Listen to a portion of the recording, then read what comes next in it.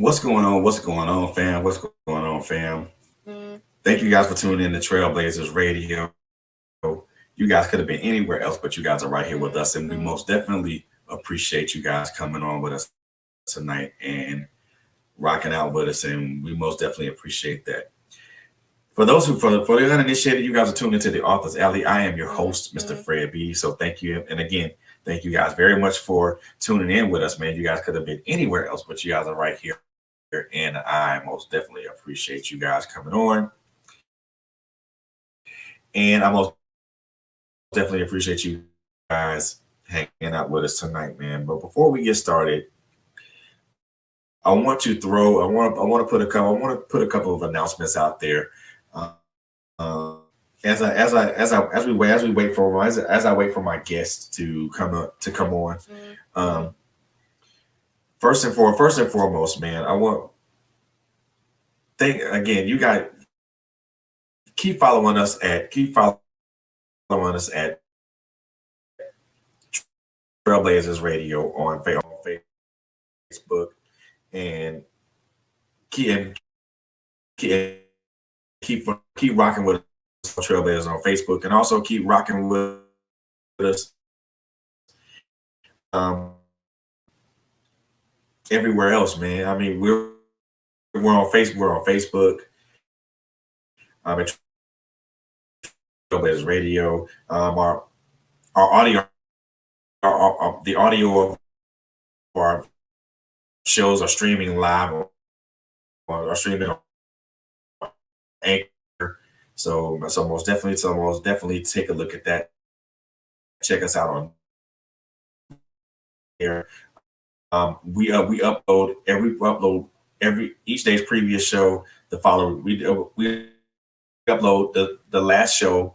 We upload last night's show today, and then that's our schedule. So follow us on Anchor.fm. We're also on Spotify. We're also on Google Podcasts. We're also on Breaker FM. We're also on TuneIn. So check us out on all those places where you get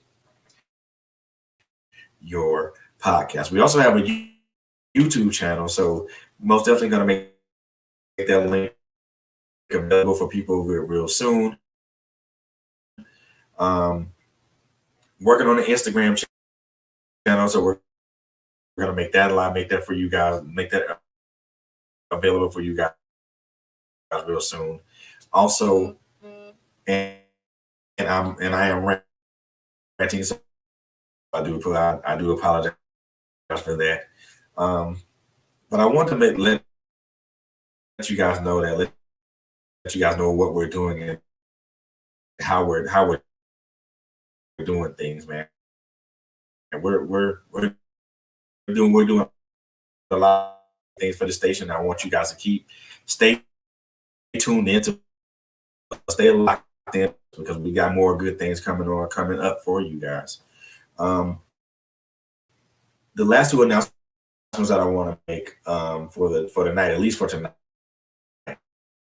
anyway. Um, my brother, Mr.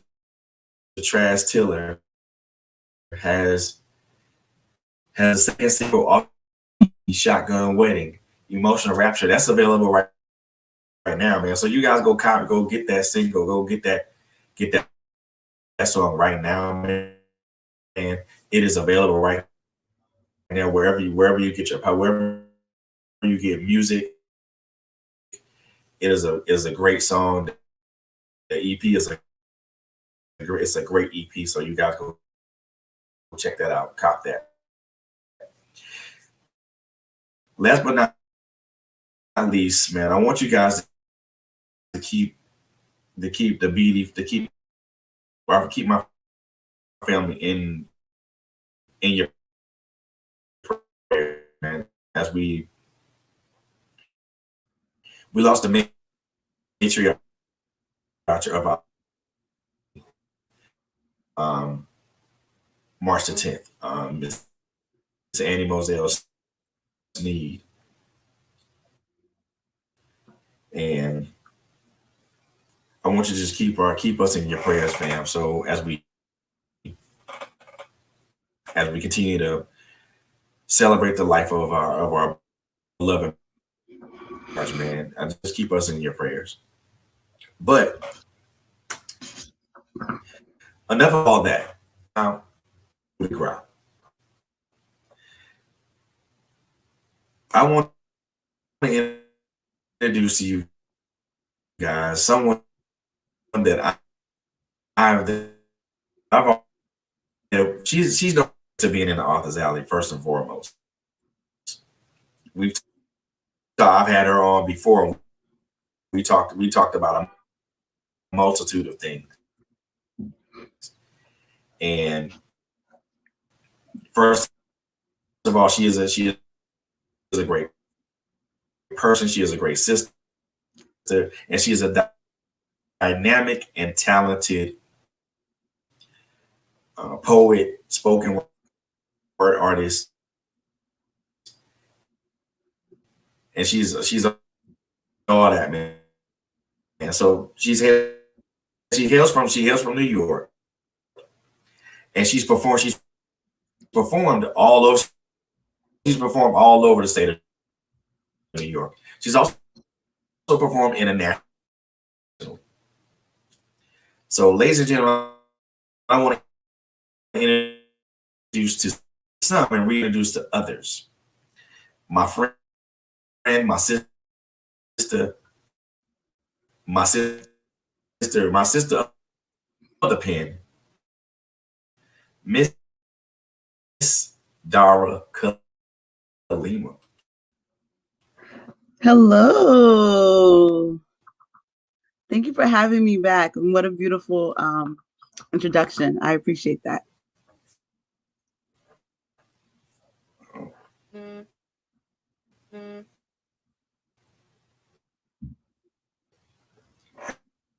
Hey, what's going on? What's going on? Oh, not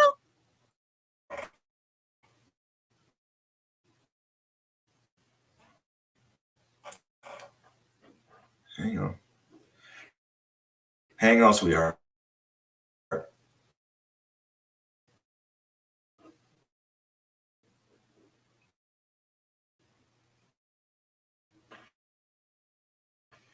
I guess we're having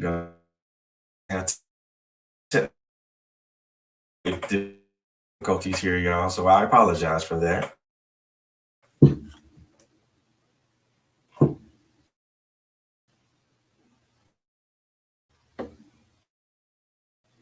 Oh, there we go.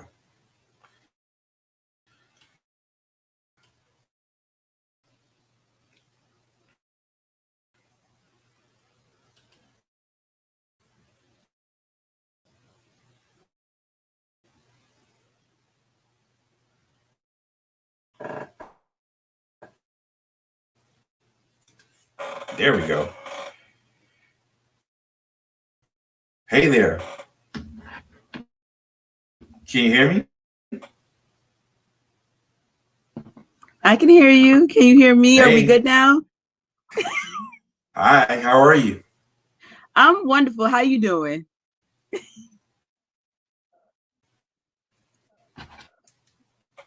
No. Can you hear me, Dara? I hear you, but your picture and your words are not syncing up at all. Apparently not. There we go. Can you hear me? I can hear you. Hey, can you hear me? Yes.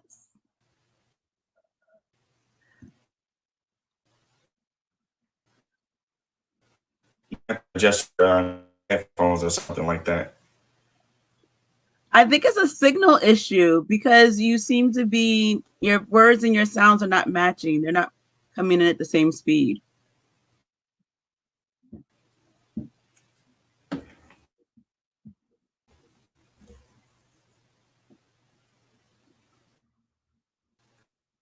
Can you hear me? Because if you can't, I can't hear you. I hear you, but when I see your mouth I hear moving, everything it's in not the same time I hear the the sound. background, but I can't. I hear everything in the background, but I can't hear you. So how are you? I'm okay. How are you?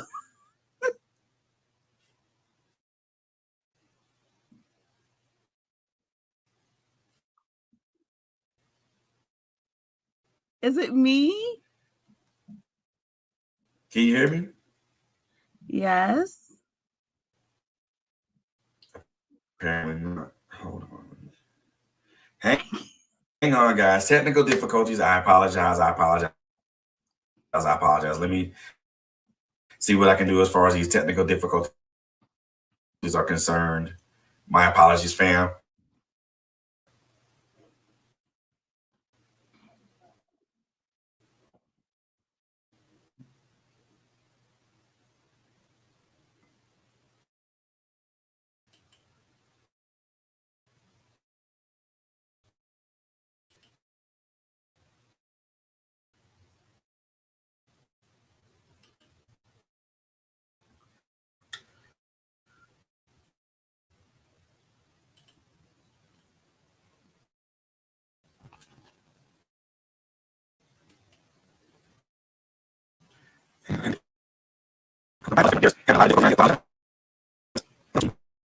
But everything's fine here. Hold on. Okay. There you are. No.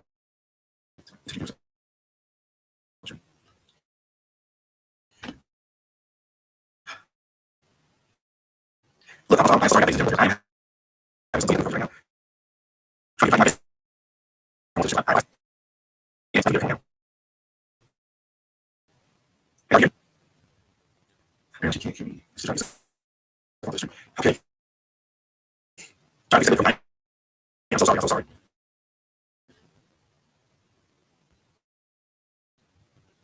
Whatever you're saying, it's like super fast, not like a chipmunk, but not audible. I can make it out only because I know what you're trying to say.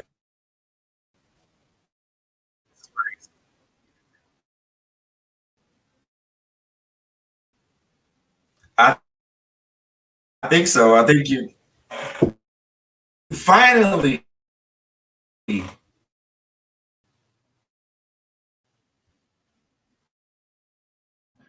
Are we good now?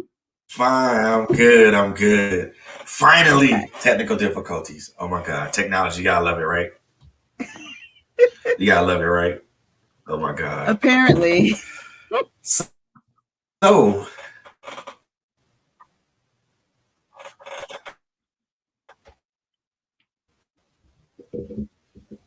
mm, that is probably because of the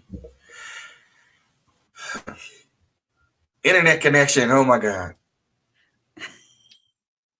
Well, we can work off the audio because that'll be fine with me at this particular point. It was so good to see you, though. So I'm sad this is being wonky. it's been a minute since we talked since we had a conversation. It has been a little while. What have you?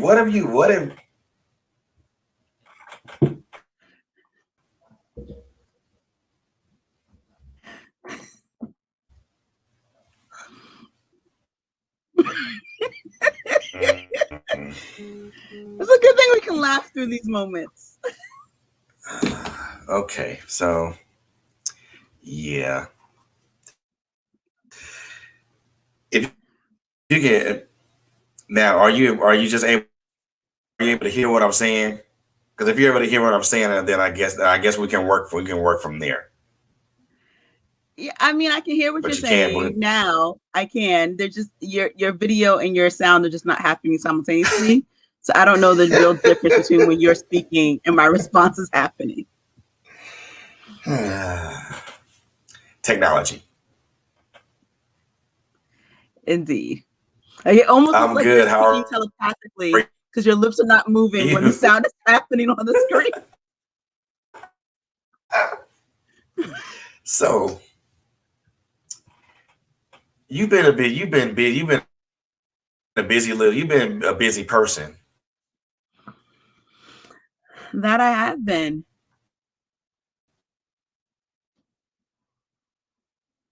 Oh, so now I'm running the show? We lost the host for a second.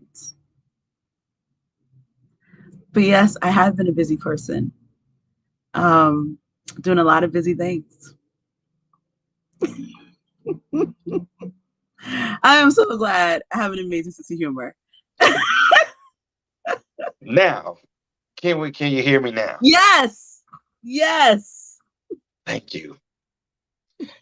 So I had to do this on my phone. Wow. How interesting is that? So that's fine. So now let's get to the nitty-gritty. Hey, How are you? I am full of laughter right now. How are you? I know, right? It's crazy. That's So what technology. have you been up to since the last time we talked? Oh my goodness. I don't even know when it feels like, COVID and quarantine has felt like one really long day and a million Right. years. So I don't even know how long ago it was we talked or we last talked about when I was here. But I've been It's doing been a stuff. minute. I don't know. It's actually been a minute since we talked, honestly speaking. Um, we talked about Scotland. We talked about what you've done all over the New York area. Um, we talked about your blogging. We talked about a whole bunch of things. I know that I've noticed on that you've actually been a hell of a lot more active as far as blogging is concerned. Um, because I get email alerts now. Because I get email alerts. You subscribed. Yay. Yes, I did. Oh yeah, I did. I make sure that I subscribe, and so you've been a lot busy. You've been very busy with blogging and things of that nature. And honestly speaking, I mean, I read a lot of the stuff that you write that you posted as far as your blogs. It's very raw, and it's also very, you know, it's it's very raw, and it brings out a lot of those raw emotions, especially when you think about what you write, what you've written about. And and it's just I don't know. I think it was something that you wrote, and I was almost brought to tears. I'm like, you know what? Yeah, I'm gonna stop reading this right now. Wait, now I want to know which one it was. I couldn't tell you offhand. I just know one of them brought me to tears. Wow. Okay. But Sorry. it no, no, no, no, no. But it was because what you wrote was very profound. You know, I mean, for someone who's active in their community such as you are, and you you know, it's a I, hey, things like that when certain things impact you, you write about it and you talk about it. I mean, just to see and I saw the cover of your of the new book that's supposed to be coming out. That looks like that's gonna be pretty deep. How It's deep interesting. how deep we going? So it's interesting. It is weirdly surface and incredibly deep simultaneously. Right. And so I can even show you the cover again since it's here in front of me. This is my Ooh, proof. Still laughing. Um, it's it's I take even hard topics and discuss them lightly as best I can. So some of it's right. as light as me fracturing my elbow, and all the other injuries I've sustained. Some of it gets it's like I have my first trauma, which is, I stayed with my grand aunt as a child for like a couple of weeks. It felt like forever. It felt like quarantine. I can't tell you how long I was there. There's an internal family debate over how long I was actually in this in this in my aunt's house, but she essentially like slut shamed me for something that I was like 7, but I was like made Really? to feel like this horrible child because of a crush I had or some random encounter I shared about a boy. And so I tell the I, story just like how I remember that whole trip. Um, but it's not horrific. It's just the first trauma, so to speak, that I can like identify. And it's also right. really the original title of that top story was Honeydew Melons and my love hate relationship with Honeydew Melons. you know, What? so you get an idea that it's like it's still, and I even say in the story like, well, actually the original story title was My Love Hate Relationship with Honeydew Melons, and that's because that's when I was introduced to the fruit was while I was in Virginia with my aunt. you know? Ah, So there's some of it's really really light, some of it's just like some of it is laying groundwork for other stories. So I right, have a right, whole chapter on my hair journey, and there's nothing particularly like dramatic or anything about that. It's just, and so many Black people, especially women, can say they've gone, especially if you end up at locks, you've gone through all these other stages too before you got to locks. So it's a story so familiar for people, but a lot of my following are not Black people. And so ah, it is a way for them to learn about what this whole experience is to get here and to right. own that. Um, but then it gets serious. There's a I recall my moments of sexual assault, one of them, and then I Mhm. also go into my wonderful therapist who proved to be extremely racist. It was great. Oh, But I tell these stories like how I tell stories, which is kind of light, kind of whatever. And then I realized as I read it, and I don't know if you read the blog that I released last night. Um, not yet, not yet. okay.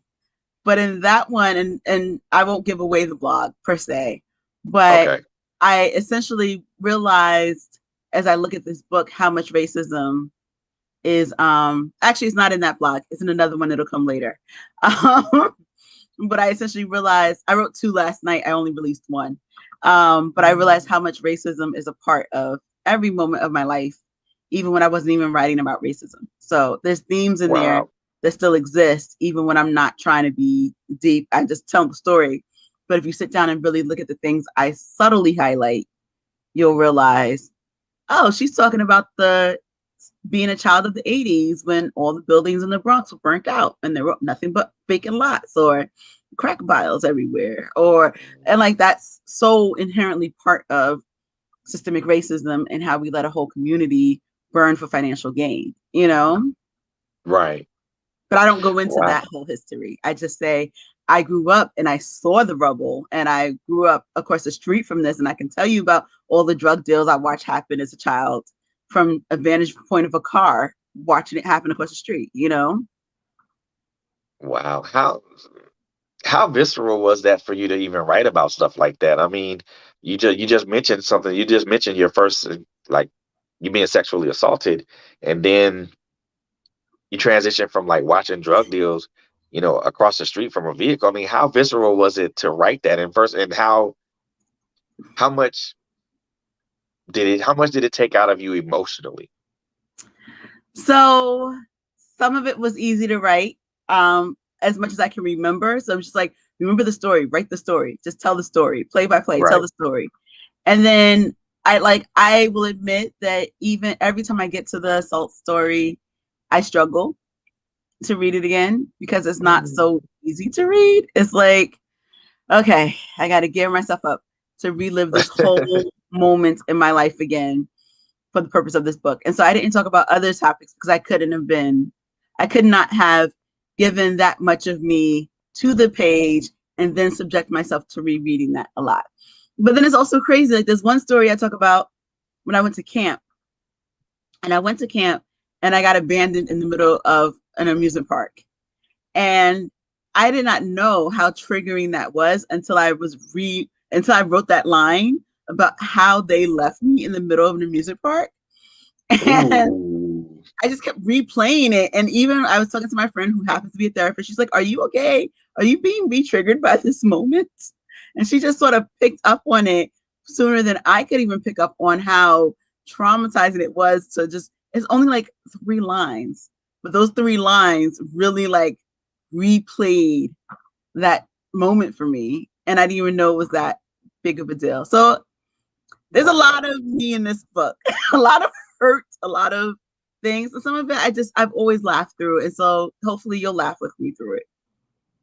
How difficult is it to be transparent as you're writing these stories of these? I mean, these stories sound tragic to begin with, but then I'm thinking that there's a silver lining somewhere within these stories. So how difficult was it to do that? How difficult was it to, you know, to do that? I mean, you're replaying memories back in your mind, and you're writing these memories as if they were still fresh.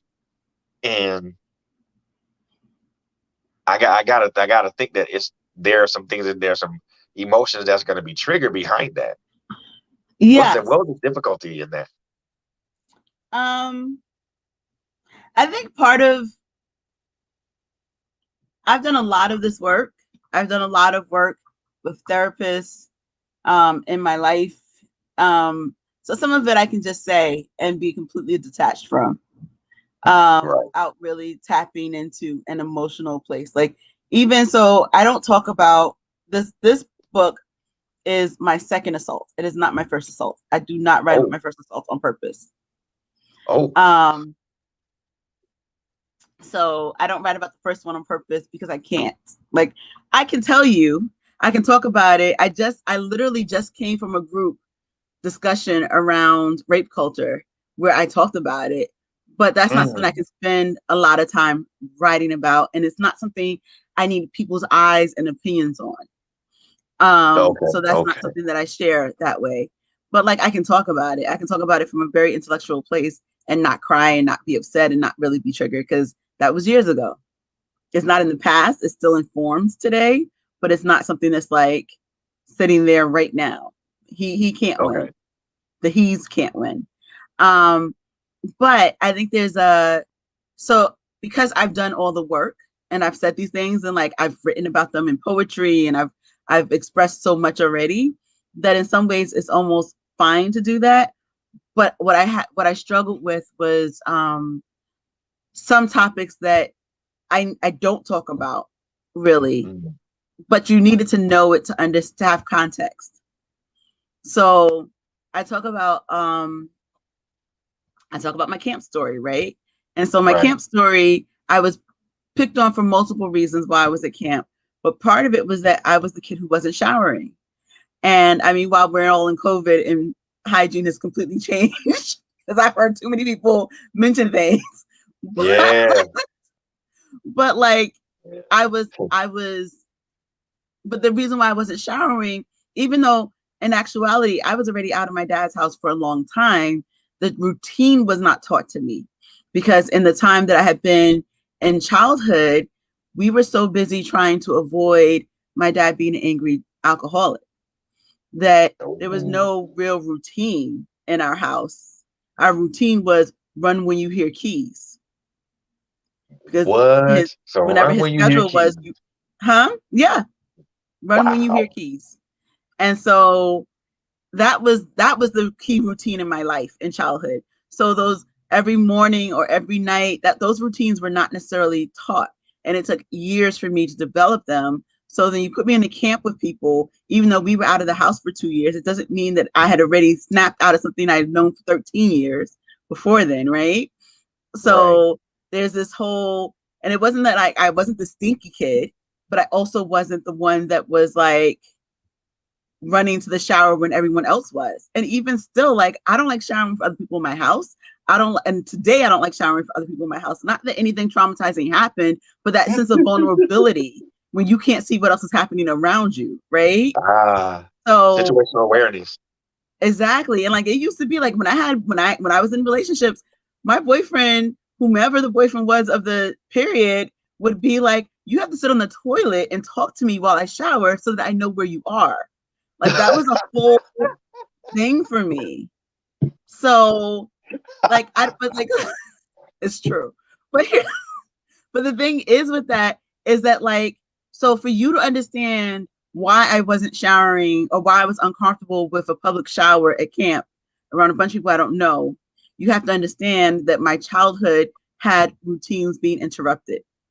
And so I don't spend a lot of my book talking about being raised in that house.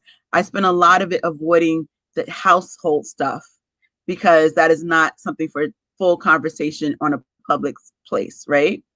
So Gotcha. that said, how do the struggle I had most with the book was saying like dropping the nugget without having to tell you the whole story. Like, how do I explain to you just that I was raised by an alcoholic who came home angry every night? And so our home routine was high. That's all you need to know about that childhood experience. But you need to know that so that you understand that these other habits or routines or things were not part of my rearing. Because again, you heard keys, you ran to the other end of the apartment. That's what we learned. Wow. So, but that's all you need to know. Like, you don't need to know what it was like when he came home, the fights that happened, or any of those other things. Like, those are not things that I need to talk about. I only felt comfortable sharing that is because my dad is very open about being a recovering alcoholic. Right. He tells people when I don't even tell people. That's the first thing. He introduces himself as that to my friends. So that said, I didn't feel particularly bad saying that in this book, but there's things that like happen in house. You still don't put all your business on Front Street, even when you put Of your business on course. Front Street. So Of course that not. was the tightrope I was walking during the book was like, how much do I give you so that you get context without giving you everything? Yeah, that's difficult, especially when you're writing your own story, because you want people to kind of understand where you are and where you're coming from, but you don't want to throw so much out there to where it's easily obvious. You want people to think about what you're talking about or what you're writing about, so that way they can understand the context of it from the small little hints small little nuggets that you throw out there for them every once in a while. So here's a nugget right here. You take that, and then all of a sudden now you pick up all the pieces. Now the puzzle's a whole picture. Oh, it was like that, huh? We didn't know that. Exactly. Exactly. And like, so I wrote this story in the book about my childhood best friends and how I'm not friends with them anymore. And they actually How could read you the not be friends story. with your childhood best friends? Oh, because it was drama. You got to read the book to know the story. Oh But boy. what I didn't know back then, when all of this drama happened, what I didn't know when all of this came down was like how my self-esteem and how I was being raised was impacting how I interacted with these girls. And Ooh. so, and they didn't know it. I didn't know it. I have to be in my 40s to be able to really go back and go, oh, this is what was happening. This is why so there was like this one statement that was made that ruined the whole friendship. And it was a statement made by me, and I own that I said the statement, but the context isn't there. But again, you need to know how I was being raised and what my household looked like in comparison to understand why I even said the statement that I made. Wow. And so it's like, so there's little nuggets, there's little bits and pieces. And even like when I talk about my hair is like it's a whole long story for no good reason. I mean, for good reason. But like but like later on, when I mentioned to you hands being put in my hair, now you understand why it's a problem. Because I talked about my hair in another chapter before. So when I say I felt these weird, strange white hands in my hair and I had a response to it. Yeah. Yeah. I mean, something like that'll trigger you. I mean, and it seems like, you're writing from a point of, a place of perspective. You express the pain, you express the frustration part of it, but it also seems like there is some inherent humor into that. So I've always found that interesting how certain writers can inject humor into traumatic and painful situations, and I'm like, how are you able to do that? And that could have shut down another person. So how important was it for you to inject humor into this, to at least to make it seem like it's not so serious, but it's things that you can laugh about. So it's interesting. I wish I remembered this conversation because I had this conversation this week about that from a more psychological perspective, but I'm not going to be able to say what it is correctly. But just like it's a coping strategy. Like, and this is like I was saying, so totally different totally not connected and completely connected. Gotcha. You know, we're all wearing masks now. And so even at my job, you have to wear a mask as if you're not at your desk. And so we had a meeting in our boardroom. The mask is on. Even on a regular day, you can't really read this face, not unless I let you.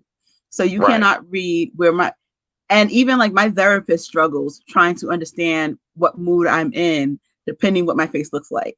Because I can do this and be completely pissed off. I can do Right. this and be ready to Right. cry. Like you can't tell what's under this. And so we're leaving this meeting. I'm completely frustrated in this meeting, but that's not even the issue. I'm fine. I've already moved on to the next steps. I'm trying to think of how we're going to address this issue. I'm going to ignore all the things that drove me nuts about this meeting. And then my boss comes around and talks about like, with these masks, I can't read what your face means, but I don't understand what your face is saying. And I was like, it's on purpose. And she goes, oh, so it's on purpose to drive me nuts? And I just said, it's a defense mechanism. But she didn't hear the defense mechanism. She was already halfway out the door. But I say that to say that, like, to cope with things, you learn how to survive. And I was watching I watched this Psych2Go blog video thing on, it's a animated thing on YouTube, but they always break down different psychological things. And Right. and it's like usually like a 5-minute video, but they break down how do you know if you're around a narcissist? How do you know if you're being narcissistic? How do you know if whatever those things are? And they were talking about victims of abuse. There's certain things that victims of abuse do, and one of it is disassociate. And I'm not saying that I disassociate, but my response to the tough childhood and the other moments is in part to, one, be stoic, two, to make humor out of it, because how else are you going to respond to something? Like you can't, Right. I mean, I can cry all the time too, but crying is not safe. I was taught very young, and I don't actually even put this story in the book, though I don't hide it. When I was a child, there was an incident that happened, not particularly my fault, but I was the child, and I was threatened to be hit. But it wasn't like, like every time parents, Black parents, I'm gonna give you something to cry about. That Of wasn't course. necessarily that wasn't necessarily the statement. And it wasn't necessarily the intent behind it. It wasn't even Right. that I was already being beat and then I was crying and then I'm gonna give you something to cry about if you think that punishment was bad enough.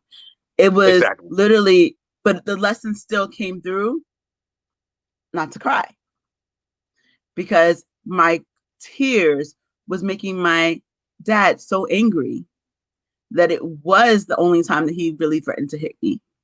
Ah. Um, Okay. and so I learned then not to cry. And then what did I learn next? I write. All right. All right. So I don't cry. I write. I don't cry. I laugh. I do cry, and I'm getting better at being okay with crying.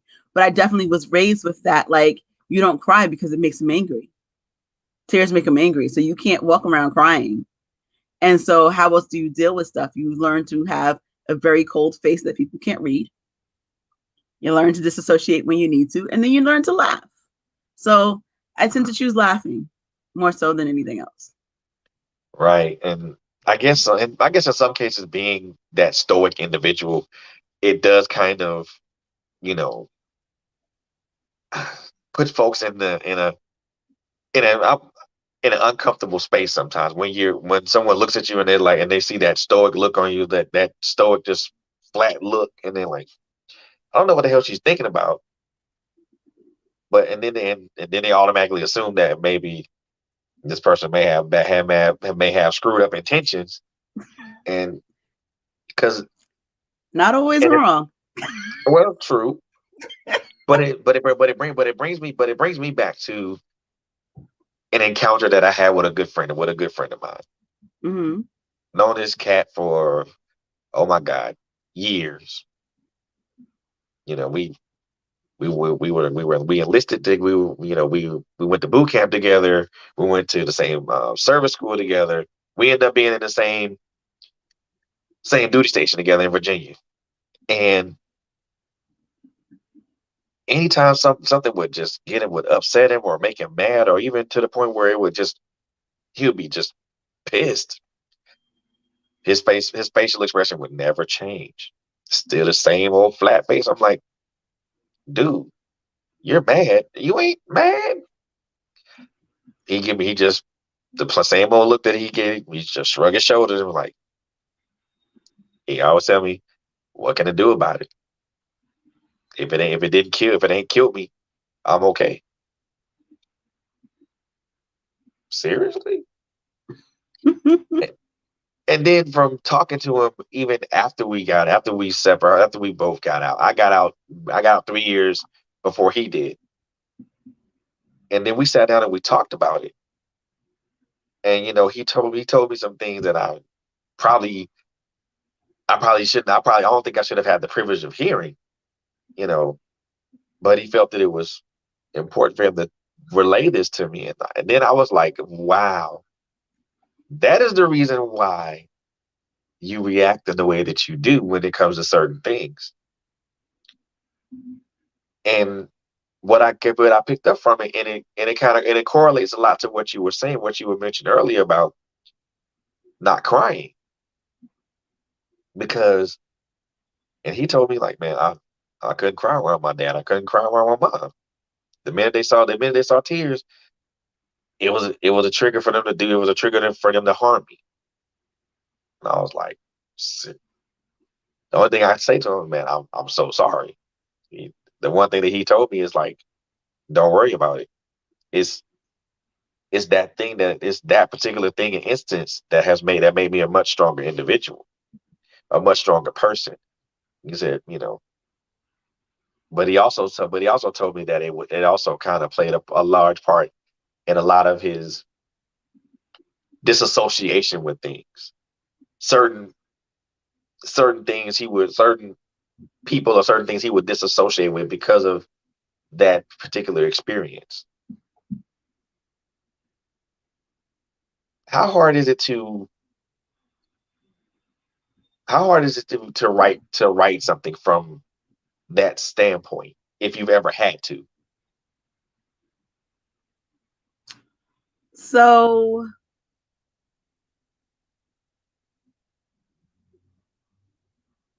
I don't know that I have, but at least with this book, because it's different than writing poetry a little bit. Right. I feel like I more just said what was going on in my head in those moments. There's a story where our house was burglarized, but I'm the only one who actually technically saw the first person. There were two people who broke into the house, and I was the first. I saw the first person. My mom only saw their arm as they left the house, so we don't know how long the second person was there. We don't know any of that. And Right. I sat there stunned, and I sat there completely stunned as a kid. But what I wrote in the book was like, I started asking, like, did I really see that? Was that my brother's friend? Was this what? No, that can't be that. So I just instead where it may look like disassociation or like completely being stoic, in those moments, I wrote about sort of what I was internally feeling. So the Right. same thing when the friendship fell apart, my friends started questioning me, and I wasn't ready. Is one, my wonderful boyfriend at the time didn't give me a heads up. Two, I didn't know what I had just gotten back to New York. My niece was literally had like just been born. That's why I wasn't in New York. That's why all this stuff played out as it did, because I was out of town when I was supposed to be with my friends. And so the critical moment that everything shifted happened when I was out of town. So I came back tired. I mean, we had just gotten back to New York. There's a voicemail saying Dara called me. I called my boyfriend. He says, you need to talk to her. And then I was like, okay, but don't tell me anything about what I need to talk to her about or what he knows is coming when I speak to her. And she like came at me. And I was like in the phone, that's how I sound. On the phone, I sound like, trying to catch up, trying to figure out what's happening, trying to get my bearings. But that's what I talk about, is that I can't catch my bearings. I don't know what was happening. It just came. It was a sucker punch, and it kept happening, and she just throwing questions at me after point, and I'm already like, huh, what? Exactly. So I just write about that. I write about what's in there at that moment. See, I would have been like you. The more questions they throw, huh? What are you talking about? I have no idea. I just got back here. What the hell? I mean, and the only reason that I ask that is because I know for me, in some cases, and it largely depends on the subject matter that I write about. So I'll be transparent. So writing about loss, and writing about death and things, those are things that I write from a dissociative standpoint. The reason that I say that I write from that standpoint is because I think most people, for me, I've been personally impacted by it. Mm-hmm. So I write from the standpoint of like, and people will tell me, a good friend of mine always told me that, why are you writing from that standpoint? That's dissociative. Oh, you picked up on that, huh? Well, I'm writing it so I don't have to relate to it. Or I don't have to, put myself in that same category of it. Unfortunately, because of what's been what we're exposed to as adults, or well, I'll take that back. Not as adults, moreover as children, and then some of those things translate to how we deal with people in our adulthood, or how we project, or how we express or write how we feel. I know in some cases, I know I can write in that manner, or I can write to a detached mind state or mind frame, and I found that to be quite weird, because it seems like I'm talking from a different perspective that's really not my own.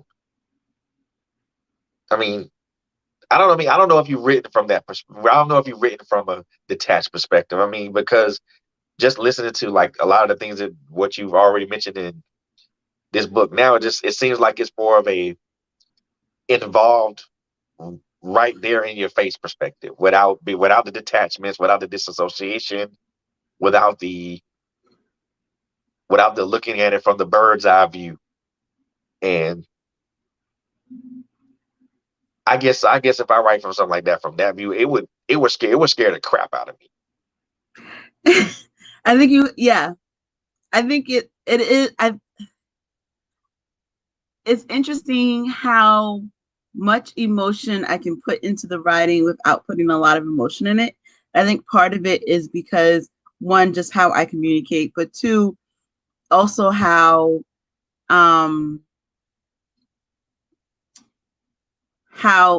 present I make the story. So I make the story present. And so this is an interesting thing. I keep quoting this friend. It's crazy. Apparently I talk to her a lot. Clearly I love her immensely. But she and I were talking about this whole idea of how traumatic it is for the receiver to hear an abbreviated trauma. So you pick up more. If I just say to you, I was stabbed yesterday, but everything's okay, right? your Right. response is probably going to be like, you were stabbed yesterday? What was that? But if I come to Yeah. you like, Yeah. oh my goodness, I was stabbed yesterday. And then so now you can be less, you don't have to carry the emotion because I carried the emotion.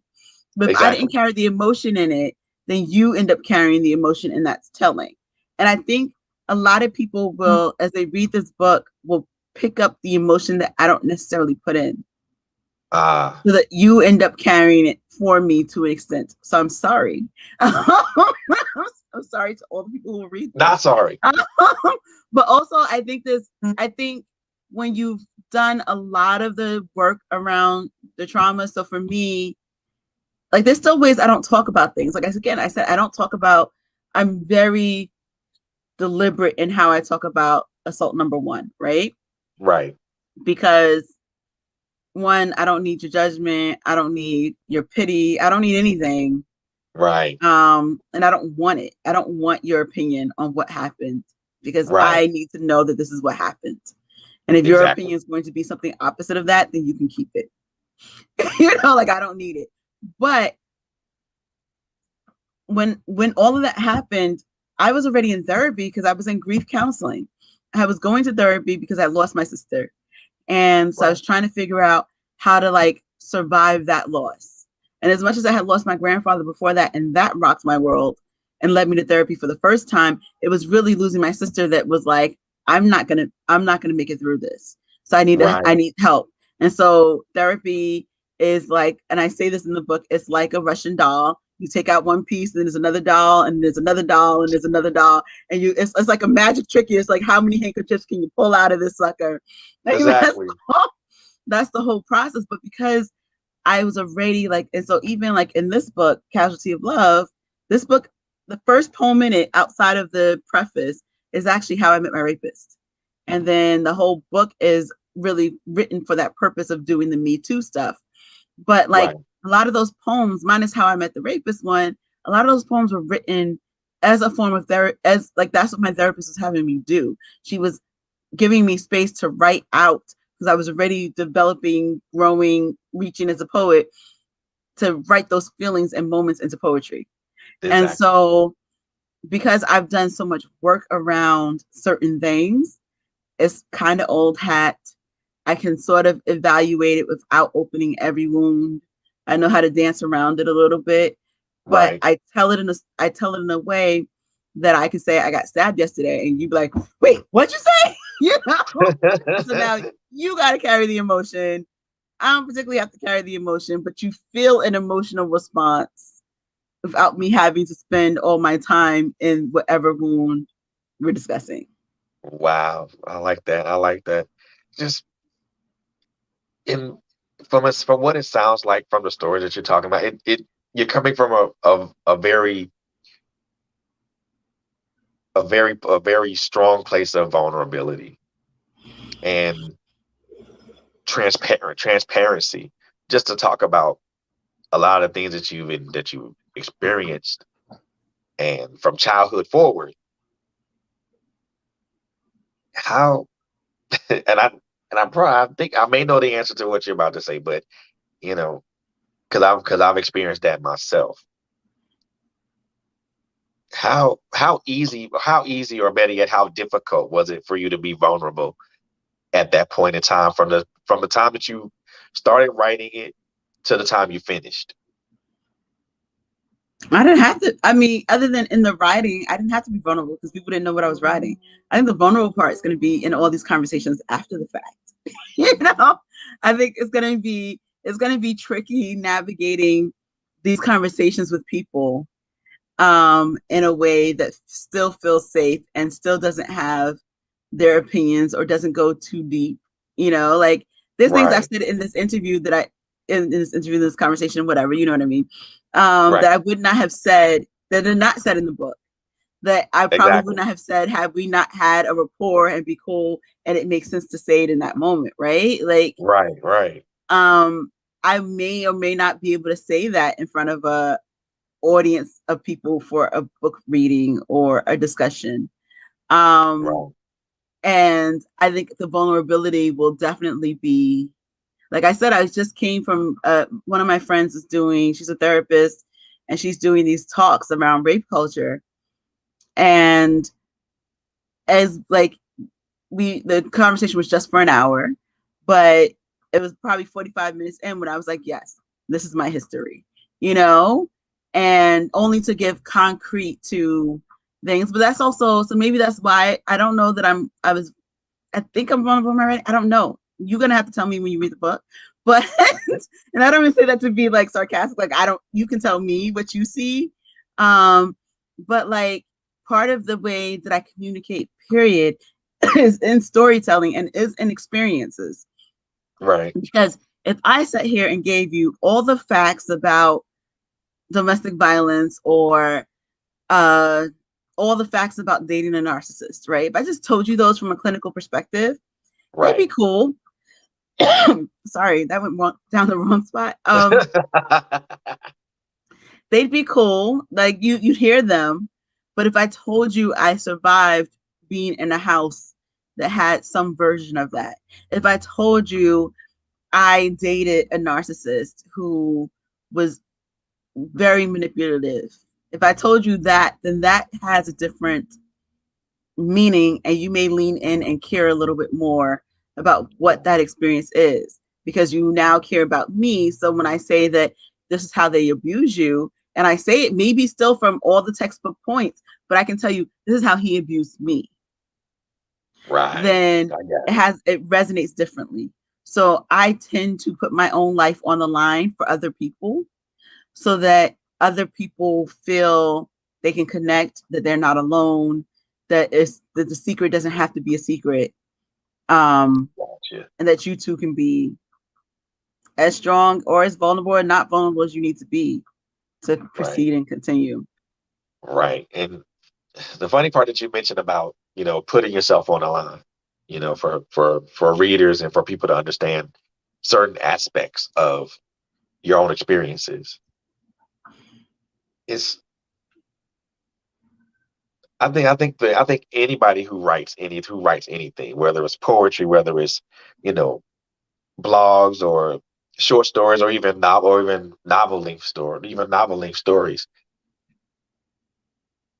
I think I think there is a level of difficulty when you put yourself on that line, when you throw yourself on that line and you're expressing something you're writing about something that was heavily traumatic to you, but you write it to a point to where you want the reader to understand what it is you're trying to convey, and that, like you mentioned earlier, so that they can build that rapport with you and actually feel some sort of way towards you, whether it's happiness, gladness, sadness, anger, upset, or fury. And I know for me, I found that very difficult to put myself on a line, especially when I write about what I write about. Um, when I write about I wrote about domestic violence. Written about loss and depression and suicide and things of that nature. Anytime I think when I've written about those things, and every time I write about it, it's like I'm towing that line all over again, and it always kind of brings out those vulnerabilities within me. And then I try to fight that. You know, you said that it's for the reader to decide whether or not you were vulnerable or not. And I believe that. But has it ever been like a conflict with how you felt versus what you wrote?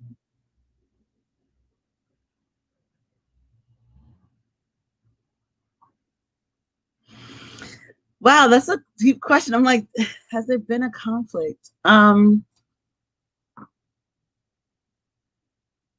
don't think so. So I think I only know how to write one way. Wow, I don't know what happened to there we go. Okay, I was like, I don't know what just happened to my camera. But I think the way I write does not lend itself to being any other way than it is. And being authentic and being my story, what I'm feeling, what I need to share But I will say that, like, I do have the same thing again. Like, I purposefully, with this book, do not talk about my family, but so much. I Right. talk about what you need to hear.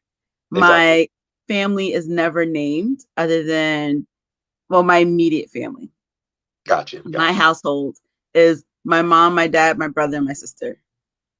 That's all you ever hear. They never get even fake names. It's mom, dad, sister, brother, how they're ever referenced in the book. Gotcha. And Gotcha. like, I even have a half brother who I never mentioned because we weren't raised together. So there's no story in my life where he's really part of it. Not in a bad way. He's just not in the stories I tell. So I don't even have to confuse you with half brother. It's just like mom, dad, brother, sister. There's one of each of them. We're done with how I Exactly. tell the story. But even still, like, I don't talk about them, who they really are. I don't talk about um my views, perceptions, opinions on them at all, ever. Right. Shoot, I still live with my mom. I still need a house when this is over, right? Exactly. I mean, and as much as open as my dad is, I don't need to be that open. I don't need to put his business out there. I don't need to put our business out there. But I struggled with how much of that I had to look at, think about, address, and how much I could put in. Because really, I'd have to write a different book. I have to write a different book when I'm the last surviving member of my family, and write a whole Right. different story. And it's not even like I would Right. have things to say, but I don't want to say anything that's going to necessarily offend anybody. Because this book is not about any of those other people in my life. This whole book is about the things I experienced. It's not really Right. about besmirching anyone. And so even the people who are villains in my book, you pick up that they're a villain because they did some shady stuff. I don't sit there and call them a villain. I never say that. And even the person who I could wholeheartedly throw under the bus and never pay for it because he is no longer here, I don't do that. And I don't do it for multiple reasons, because I'm not even lying. I can talk about him in two different ways. And I do not believe in making dead people saints.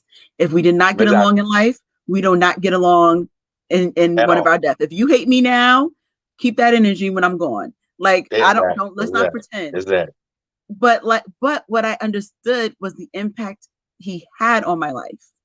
And for that, I'm appreciative. Even though he was and often will always be called my enemy or my nemesis, depending what conversation I have around him. I'm never going to Right. say that he was a great guy. But what I will say is that he did the one thing in my life that I could not do.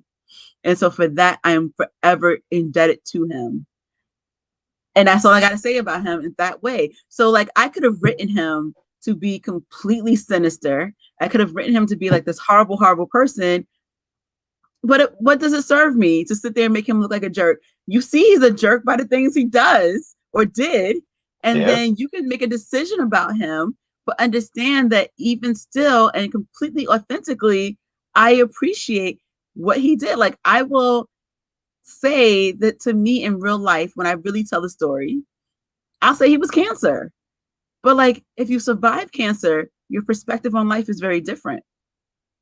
And that's how I see him. He was toxic in my life, but I survived him. And therefore, how I see things since him is so much better. And so Gotcha. I don't need to sit there and say bad things about him. I just say his actions. Same thing with the other main villain in my book. I said to my ex, a different ex, I said to him, like, oh, so did so and so look like trash? He goes, well, of course she looked like trash, but you didn't make her look like trash. She just did trashy stuff. I was like, thank you. And that's, you know, I don't need to sit there and belittle her and give you my psychological analysis on who this chick is. It don't matter. Here's the ways in which she betrayed me. You get to decide Gotcha. what you think about this person. And so I think the thing that I always played with this book and in my writing is focusing. What am I focusing on? I'm focusing on the bad incident and what I can take away from that bad incident. And so it Right. doesn't matter at all the players in the bad incident. I don't need to make them look worse than they already are. And if I talk to Exactly. you about them, I may call them some colorful words still, sure. When we're not writing it in a book, because I don't really write curses in my writing. When I write curses in my writing, it's deliberate. So I do write the curses, but they're not as much as they can come out of my mouth. So they're there for a reason. They are there for a very deliberate reason. Now we out having conversation and we not recording. If I don't have somebody listening behind me, whoo, you would have thought I was in the Navy and I was a sailor and I got that tongue, right? But that's not what we're doing right now. So that said, like, the thing that I always toyed with was just, which angle of this story am I telling? Because the story is going to be authentic, but which angle? Am I coming for you, or is the story about me trashing you and doing a tell-all, or is the story about how I survive moments?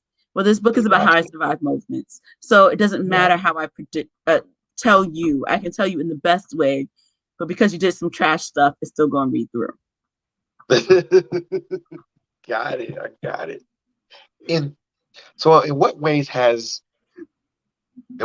this book kind of shifted your perspectives? You know, we're still dealing with this COVID thing. So I think everybody's perspective is still kind of haywire, or they're just wondering how the hell we're gonna get back to normal. And I've explained this to one person today at my job. Well, but normal there's no such thing as normal.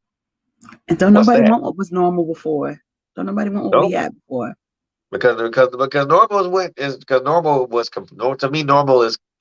complacency. Everybody was complacent. Everybody was cool. Everybody was chill. Everybody was honky-dory with status quo. Now, boom, here comes this. And what follows? Here comes some more stuff. And here comes some more stuff. And here comes some more stuff. All of a sudden, shit rolls downhill. So now you got a vibe. Now you got this going on.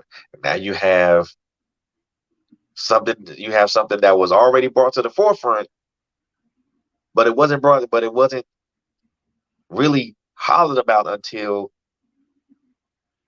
George Floyd happened, and then Breonna Taylor happened. Now you got an uproar of everybody, just all around the world. Everybody's saying what they have to say and making their voices heard, which is beautiful. But then we have January the 6th. Good God. Seriously. You know what? I don't even know. I couldn't even tell you what I thought at that time. I'm like, because the first thing in my mind is like, there ain't none of us up there. Well, there was the one dude who was standing on the floor, not on the floor, but yeah, he was in the chairs. So there was one of us there. There always got to be one, right? The token one, but I mean, the majority of us was not us. So that popped off. I'm like,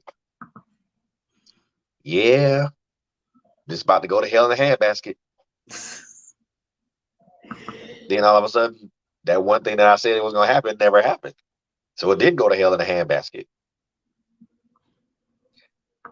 Now you have everything else that's going down. That's everything else that's happening.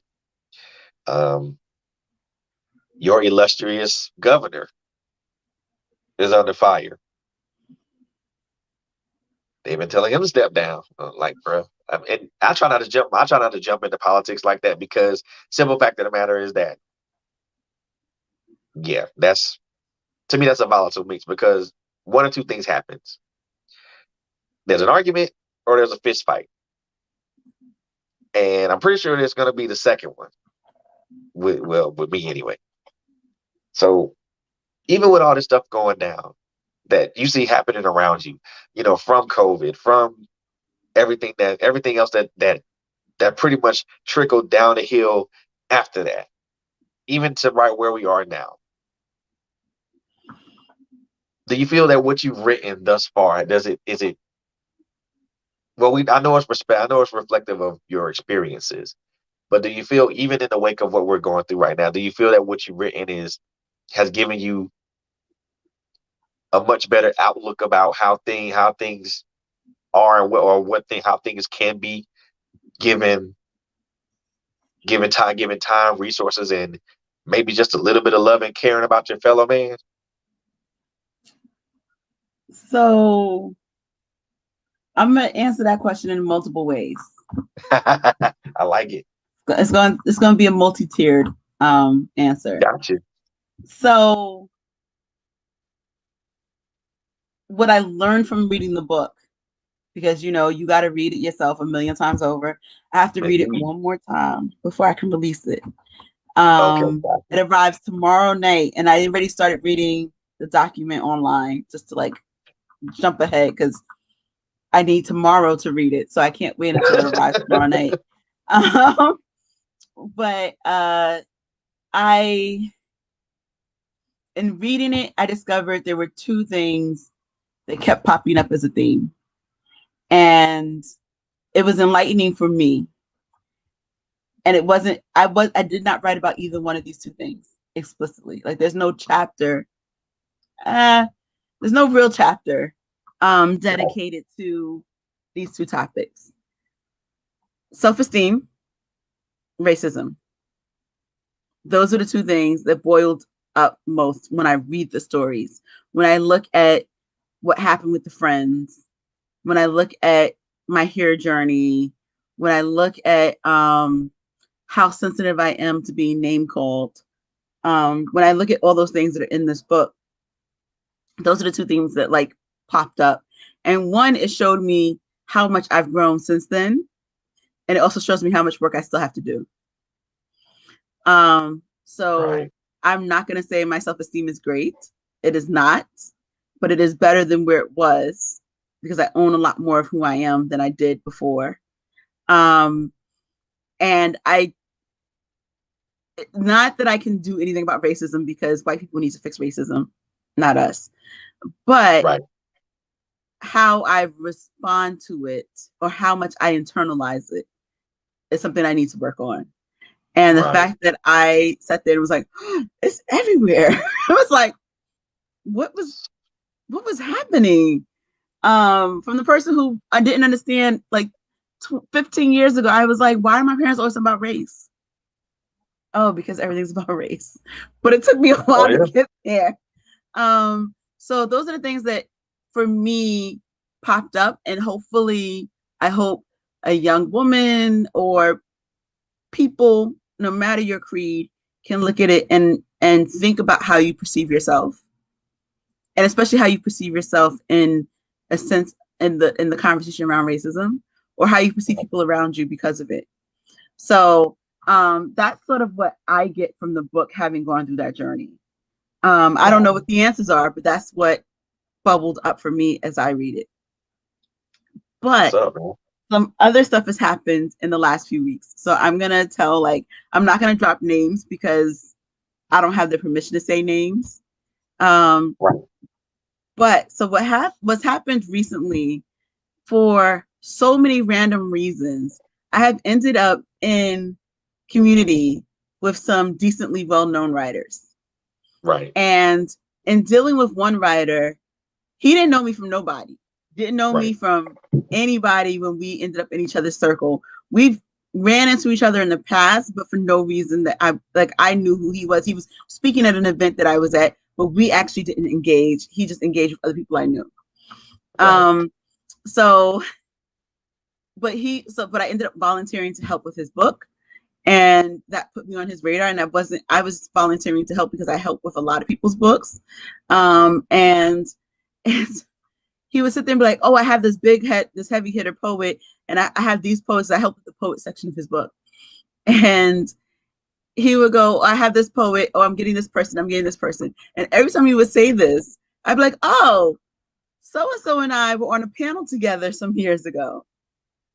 Or so-and-so and I are in a book together, and then therefore have performed together because of the anthology that we brought together in. Right. And it happened with 3 different people. So now, by me being in proximity to these other people, he now sees me differently because of the people that he think are big, that I didn't think, I didn't know who they were, or I didn't know that people were talking about them that way. I Right. just know that I just happened to be in a book with this person. I just happened to be on a panel with somebody.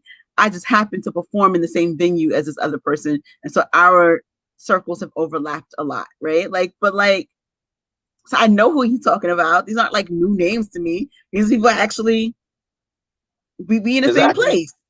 But Exactly. people, what was happening was that people weren't, I was around these people that people were talking about, but I'm not a person that people talk about yet, right? Got I'm you. not Got necessarily the you. person that people are talking about when I'm not in the room, but I'm with the people that people are talking about when they're not in the room. Right. So that Right. was I got you. fascinating. That was a fascinating thing to realize. And then Mhm. I'm connected to this other person who I like, just like I won't name him, I won't name her purposefully because she's in there's a chapter in the book that's tied to her. Got it. And so, but I happened to study with her, and then I happened to, I asked her for help because she has a scholarship for people of color, and I wanted to go to her full week of workshop that's coming up, but I couldn't fully afford it. I could afford it, but I would empty out my savings account. So I went back to her and said, I really want to do week 2. Is there any way that you can help me just a little bit, and I will cover still a good portion of this? Gotcha. She said yes, but what she said next had me completely floored because she's a well-known writer internationally. Her response was, oh, you're not just getting the scholarship because you're African American, you're getting it because you are a fine writer. I almost laid out. I sent everybody a text message. You see what this person said about me? So then, on top of that, that same week, and the guy, he doesn't know her that I'm aware of, but he knows of her because everyone knows who she is. If you in Right. that world of knowing who she is, so and he Right. has mentioned her in our sessions. So therefore, I knew if I dropped her name, he would know what I was saying.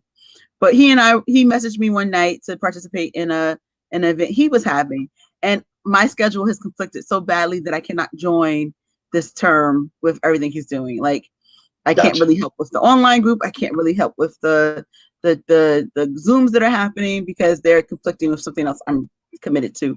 Literally the same length of time. He's doing 10 workshops. The thing that I'm leading is 12. They started the same week. So I will never be present, but I'm in the chat. I'm in the know because of all the work I did for his book that he really appreciated. So he still keeps me in the loop of all this stuff, right?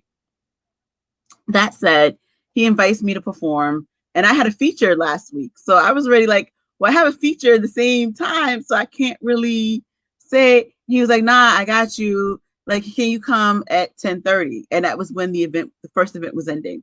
I was like, sure, I can do 10:30. And then I go, thank you so much for having me. And he responds, oh my God, are you kidding me? Thank you. You're awesome. And so I respond to him, so and so just made a similar compliment this week. I'm going to have to start believing the two of you. And he goes, you are. And There you so go. There you go. I was like, and I know this other person, the other author, has been talking about me when I'm not in the room because she'll say stuff later. It's like, oh, I was talking about her. And so that's the only reason why I know my name is actually in her mouth at all. She'll out herself on that at some other point. But like these people, between the two of them, they have 30 books to their name.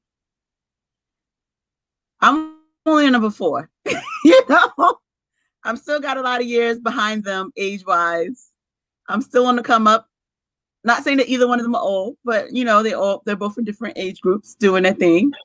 But like, to answer your question, part of it is even somehow during this pandemic, my profile has gone up, and that has been amazing. And I'm like, and this goes back to the self-esteem, and this does go into the blog you'll see when you read it, Gotcha. about that whole like owning who and where I am now. Right. That's what I'm working on now. And this started the moment the pandemic happened because I would be in therapy smiling, genuinely smiling when the pandemic first started. And this reasons why I was smiling that happily, but I was like beaming. And then I finally said to my therapist, I was like, this is what happy Dara looks like. And why does happy Dara look like this? Because she ain't on the train counting how many people are stepping on her and who don't say sorry and who that person look like that don't say sorry when they step on her all the time. She ain't on the train dealing with people who don't seem to think that I should be on this space. Or I'm not going Right. to work and noticing who's not saying good morning to me and who is. Like, I didn't have to deal with all those microaggressions that were taking me out literally before this pandemic happened. I probably would have lost my mind had the pandemic not happened the way it did. And so Yeah. I can't control what we do about the George Floyds and the Breonna Taylors, Yeah. and really not them, but the police that kill them. Yeah. I can't control what we do about that. What I can do is one, and it's the things that I'm working on now. Like, I'm not engaging in the same way around racial discussions that I was, because Right. that's tiring and that's hurtful. But what I am doing is making space for Black and Brown voices, whether it's me telling the story so that you have to listen for the people who can't say it, or it's me going, oh, you writing a book? Let's sit down and talk about how you can do it. Let's make your book happen. Yeah. My consulting fee for Black people right now, for the moment, because it is about to go up, has been buy a book of mine. Buy one of the books, don't buy the cheapest one. Own one of my books, and we can sit down and have a conversation about how to get your book out there. That's Because fair. it's that important to me that our stories are being told. And that's what I can fix. I can keep making stuff where our story is being told, and I can keep helping others get their story out there. And so for me, what I like, again, I can't control the bigger things, but I think now I'm very clear and grounded on what my place can be in these fights, in these Gotcha. moments, is amplifying, is writing the work that people listen to, and then amplifying the other voices that need to be heard. Um, and that's and so and being confident in who I am and what I bring. There's too many people pouring into me right now, believing in me, believing in this next book, that I should be believing in this too. I should be like, yo, I just wrote a whole memoir. There's like 336 pages. What? I just did what now? I'm a big deal. Like, I should be owning that, and not in a like my head is big way, but just like, this is who I am, and this is the space I'm going to take up. And Yeah. so I think that's what I come out of. And we're not out of this at all, right? No. But I think that's where I come out of this whole time on pause, is owning who Right. I am, what you will and will not do and get away with from me, and Right. just being one who's going to amplify. Like, I was in a meeting at my job that's we talked about, we're trying to do the DIE or DEI or whatever language we're using for diversity and inclusion right now. We were doing that, but we had top bosses with low-level employees there. And top bosses look one way, low-level employees look another way. Of And you want to course. have a conversation around race and think those people are going to talk. No. But because of my history and because of where I sit in my organization, those top people do know me. Could be threatened for it. Not that they would, but like I could, or Yeah. I get to choose what I say. And I didn't talk about my job. I'm not going to talk about the things that could or could not be happening in the place of my current employment, right? I still Of want my course. job. But I had enough history in my past to tell you how we definitely get paid differently, because I got paid differently twice in relationship to white men. So I'm gonna bring Right. that up when we talk about these things. And we're gonna talk about like its history. I'm gonna tell you it's current, because I'm Right. currently in the room with you, and I can tell you what happened in my first two jobs. Right. You know, and like I can say these things and speak up for the people who see the two top people in HR in this thing and don't want to talk. I'm gonna talk, because now you're gonna listen. Exactly. Exactly. And so that's what's come out of this for me. So there's a really long answer to your question, but I think Nah, I that was a answered good it. answer. That was a good answer. Because it speaks to a lot of what we're already experiencing. You know, like you said, you can't speak to what's you can't speak to a lot of things, but you can to the bigger things, but you can speak to the smaller things, the smaller, more relevant things, and have an impact into those. And when you do that, now you have these people that are behind you, that are behind you and for you. Now you can pour into them because people are pouring into you, and now you're able to give them something that they can use to further fuel with their efforts. So I look at it, as equivalent exchange, really, because people are giving you something, and now you're giving back to them, because now it gives them that power to be able to say what they want to say in a, I won't necessarily say in a safe space, but in a space to where they can speak it and be unadulterated, and be heard without all of the craziness that comes behind it when someone speaks about something and they speak on it in a truthful way. So that's important, because, man, just to have people like the two people that are behind you right now, just to have those people speak so highly of you, that in and of itself is that speaks so much volumes to grow, to not only to your growth as a writer, your growth as a person, but also speaks to that you're at a place that you're slowly but surely getting to this place to where stuff ain't that bad. Stuff is not that difficult or that bad. Even with the onset of a still in a damn pandemic, you're finding a way to thrive.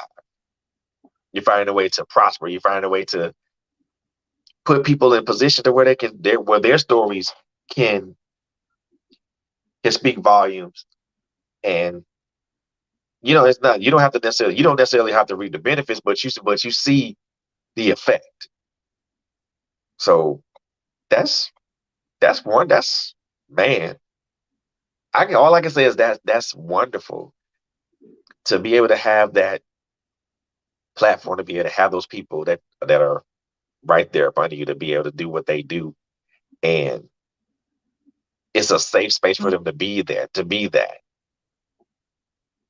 That speaks a lot, man. That really speaks a lot. And I think it's also because I think you've been able to do that because you were offered safe harbor at one point. The two people that you spit at, the two authors that you spoke so wonderfully about, I strongly believe that they were the ones that offered that safe harbor to you, and were able to have you in that safe space. And then you understood also from your own experiences that, you know, accepting who you are that is your safe harbor. That is your safe space. I mean, And then, I've known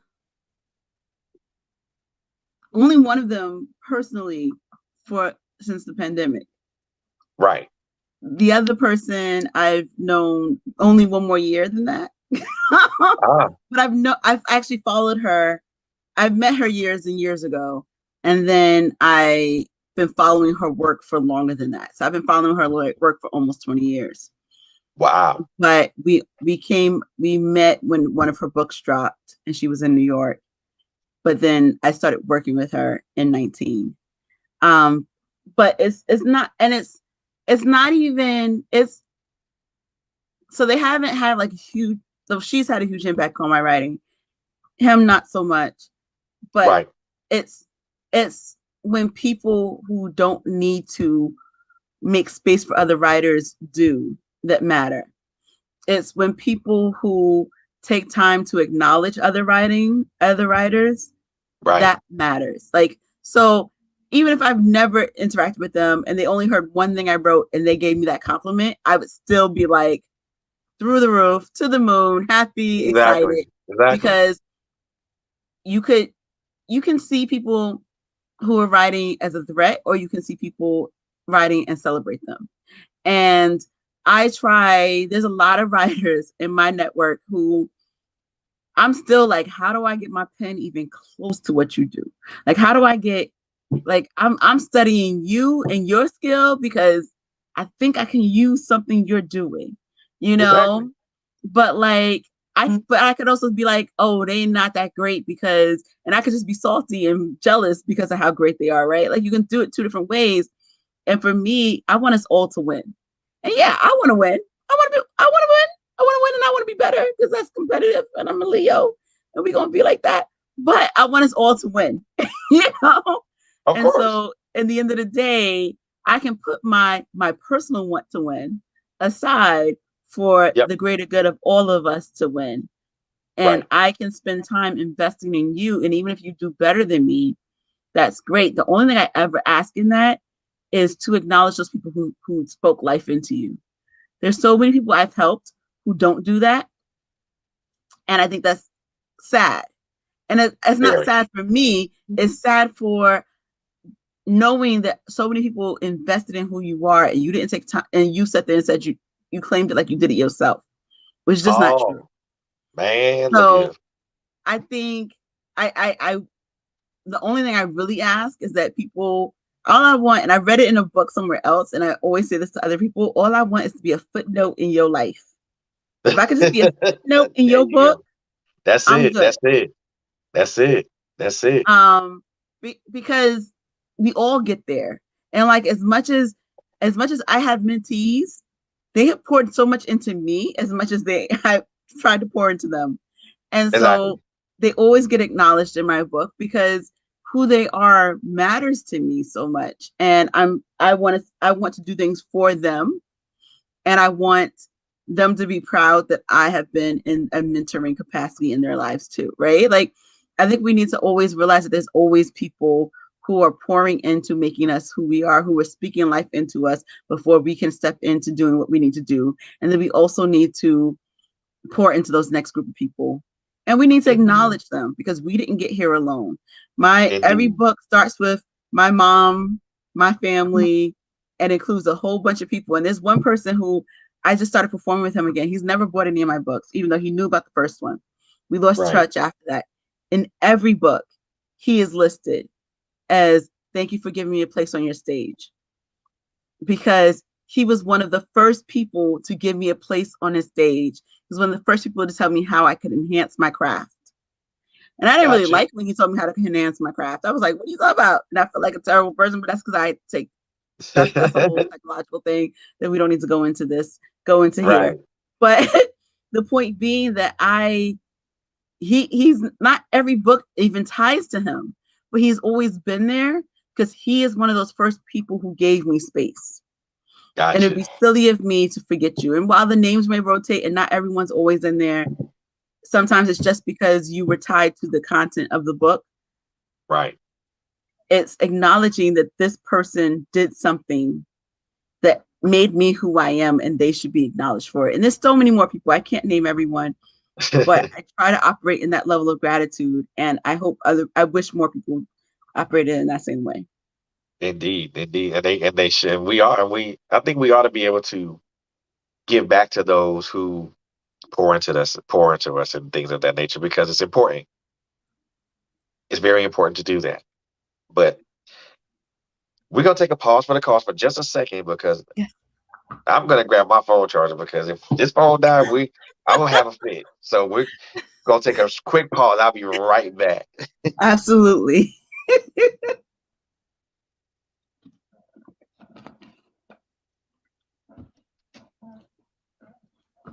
I'm going to turn my camera off for 2 seconds. Oh, no, I'm back. I'm still here. I know. I'm just turning it off for a second. I'll be right.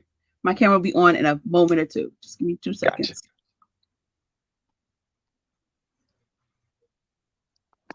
But yeah, we definitely don't want you Yeah, we losing don't need power. that right now. Yeah, we don't need that right now. But I mean, honestly speaking, it's like, it's it is like it's important for us to give back to those people, man, because they're the ones that's gonna get pour into us and give life to us. It's I can't even say that enough about that because when we do that, not only do we reap the benefits of their work, their hard work, their whatever they put their mind and put their heart to, but they are the ones they're the actual recipients of it because they see the results of it. They see the penultimate results of it. When it feels good to be able to help someone in a way that they're able to grow exponentially, and they're able to grow, not only exponentially, but baby steps. One here, Mm-hmm. one there, one here, one there. And then all of a sudden they're not necessarily at the pinnacle of where they want to be, but they're very, very close. And they're so close that they can reach out and grab it. And it's just for me that I actually I love doing that. I mean, I so that's the reason why I really do what I do currently. I mean, because it's I have this heart for people, and to want to not only just help people, but also to speak, talk to people, talk to dynamic and impactful people such as yourself, and have them just really just share what they have and give what they have, because so many times and so for so many times it has been, and what I'm gonna say is gonna sound real cliche, but it has to. But honestly speaking, it has to be said. For people like us, it's that crab in the barrel mentality. You you I I'll help you, but I need you to do this. Or if I help you get to where you are, but now you want to stomp a mud hole in me because I'm trying to help, because I'm trying to elevate. And the minute they see somebody elevate, then all of a sudden they want to talk bad about you. And for me, that's something I still don't get for the life of me. It's It's you it, the reason why it happens is because there can only be one of us. right, That is how society has designed it, right? That there can only right, be one of us. And so if it's me, then I can't let you succeed. Um, and it's just, and then like if I'm in success and I pull you up, now they're looking at us wrong, and so I can't get caught in that. So there's so much, and it's not our fault. We continue it, but it's not. We didn't set the standard. right. We have to survive. However we see we need to survive, then we do what we got to do, and it's Yeah, very hard to be able to help anyone else, because also if I help you lift up in my same career, now it's like I'm playing favorites. It looks like it now indeed. has a horrible thing on me if something goes wrong, and I can't afford that because I just got here. So I can't pull you up yet. I can groom you elsewhere, but I can't always pull you But with I can't me. pull you up yet. And then but if I see you succeeding and you ain't pulling me up, then what's happening? Like there's a lack of understanding for all the positions in which we're in, and it's terrible. And it's because we only have one famous Black woman at any given point in time. Yeah, yeah, We only yeah. have maybe two Black actors who are men who are excelling at the same point in time, because there can only be Right. one. And if we didn't set that standard. So Yeah. it's a tricky one that we are in. And I think we need to this is ridiculous, but we need to Kevin on stage this situation. Do you know who Kevin on stage is? Yeah, I do. Exactly. But Funny. like he sat there and created his own. And who does he hire? Us. And who is once he realized, once Breonna Taylor happened, he completely started elevating Black women far more than he was before. And not to say that he has a huge amount of them in some of the things he does, but every show that he has is always a woman in the show. He even did the whole woman night show that for his stand-up comedy. So Right. so like he's always like he's creating and supporting and bringing up everybody else with him. He's up for NAACP Image Award right now. And what did he say in his video? He voted for Tabitha Brown instead of himself in his own video. So everyone else is like, I'm voting for Kevin. He goes, I voted for Tabitha. Like, he don't have, but like, that's huge. And so we need to be about that because, and as much as I'm not going to love what I'm going to say next, we need to be Tyler Perrying this. We need to. He's just not my favorite person, but he's doing it. And I'm not going to take away from him for that, right? He's doing something and he has the following. So I'm not even going to knock his hustle and thank him for what he's been doing. So like, we need to be helping each other and putting each other on. Yeah. But you're doing it and I'm doing it. So some of us are doing it and hopefully some of those other people we help will do it too. But you know, but at the same, but I think at the same time, it's like when you look at that, you know,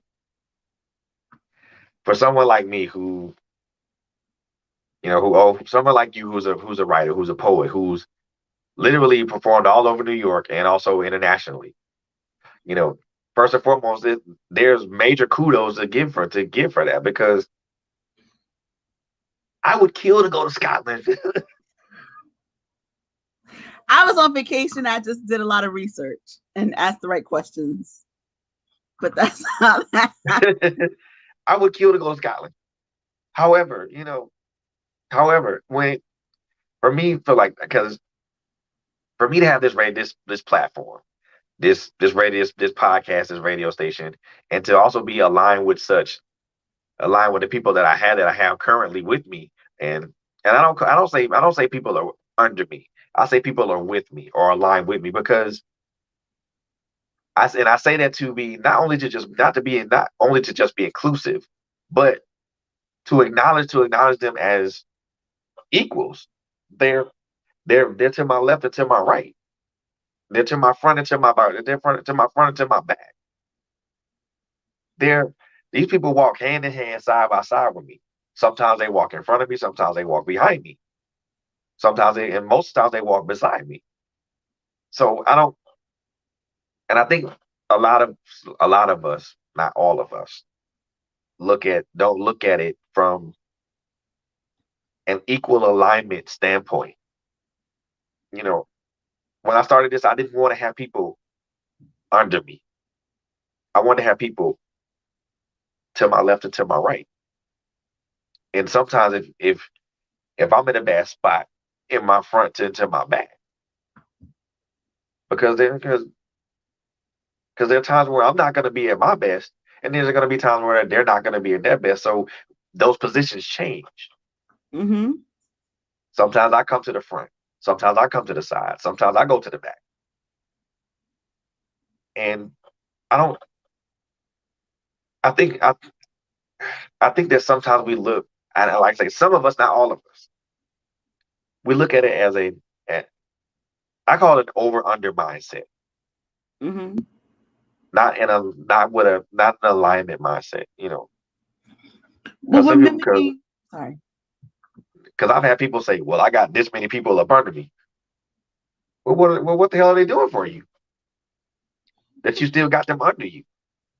Do you allow them to grow? Do you allow them to branch out and experience things? Do you allow them to be who they are, or do you allow them to operate in their talents and their gifts, or do you just keep them where they are?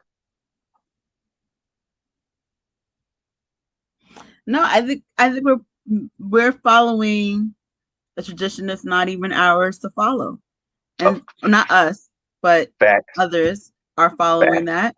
And I think like what I have, so it's funny. I in this whole time I've done and writing the book and doing some other stuff and going back through pictures. I realized my best partnerships have always been with a Black man. I worked with a gentleman in a theater company for several years, and I was his right hand, and that worked well. And when I was a community service leader, I was originally the right hand to the chair, who was a Black man, and we worked well. And right now I'm doing Poetics U. I'm the vice president. There's the president, and he and I are venturing in multiple different ways together. And Right. sometimes I'm the head, and then sometimes he's the head. Most times he's the head because he's the creative person, but I'm the structure. And we both, no matter when so I complimented him today, and I just messaged him, and I was like, "Hey, I just want you to know I appreciate you for who you are." That's all Right. I said to him. And he responded and he was like, "Oh, you're in your feelings," because he's a jerk, jokingly. Um, but but he was like, Oh, after you in he your said that, he feelings. was like, "No, I appreciate you too."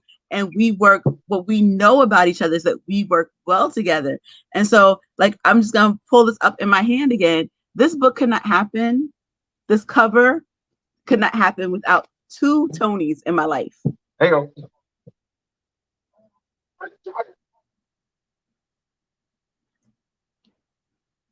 This is what happens when you plug something up in front of in a computer, and then it tells you you did it wrong.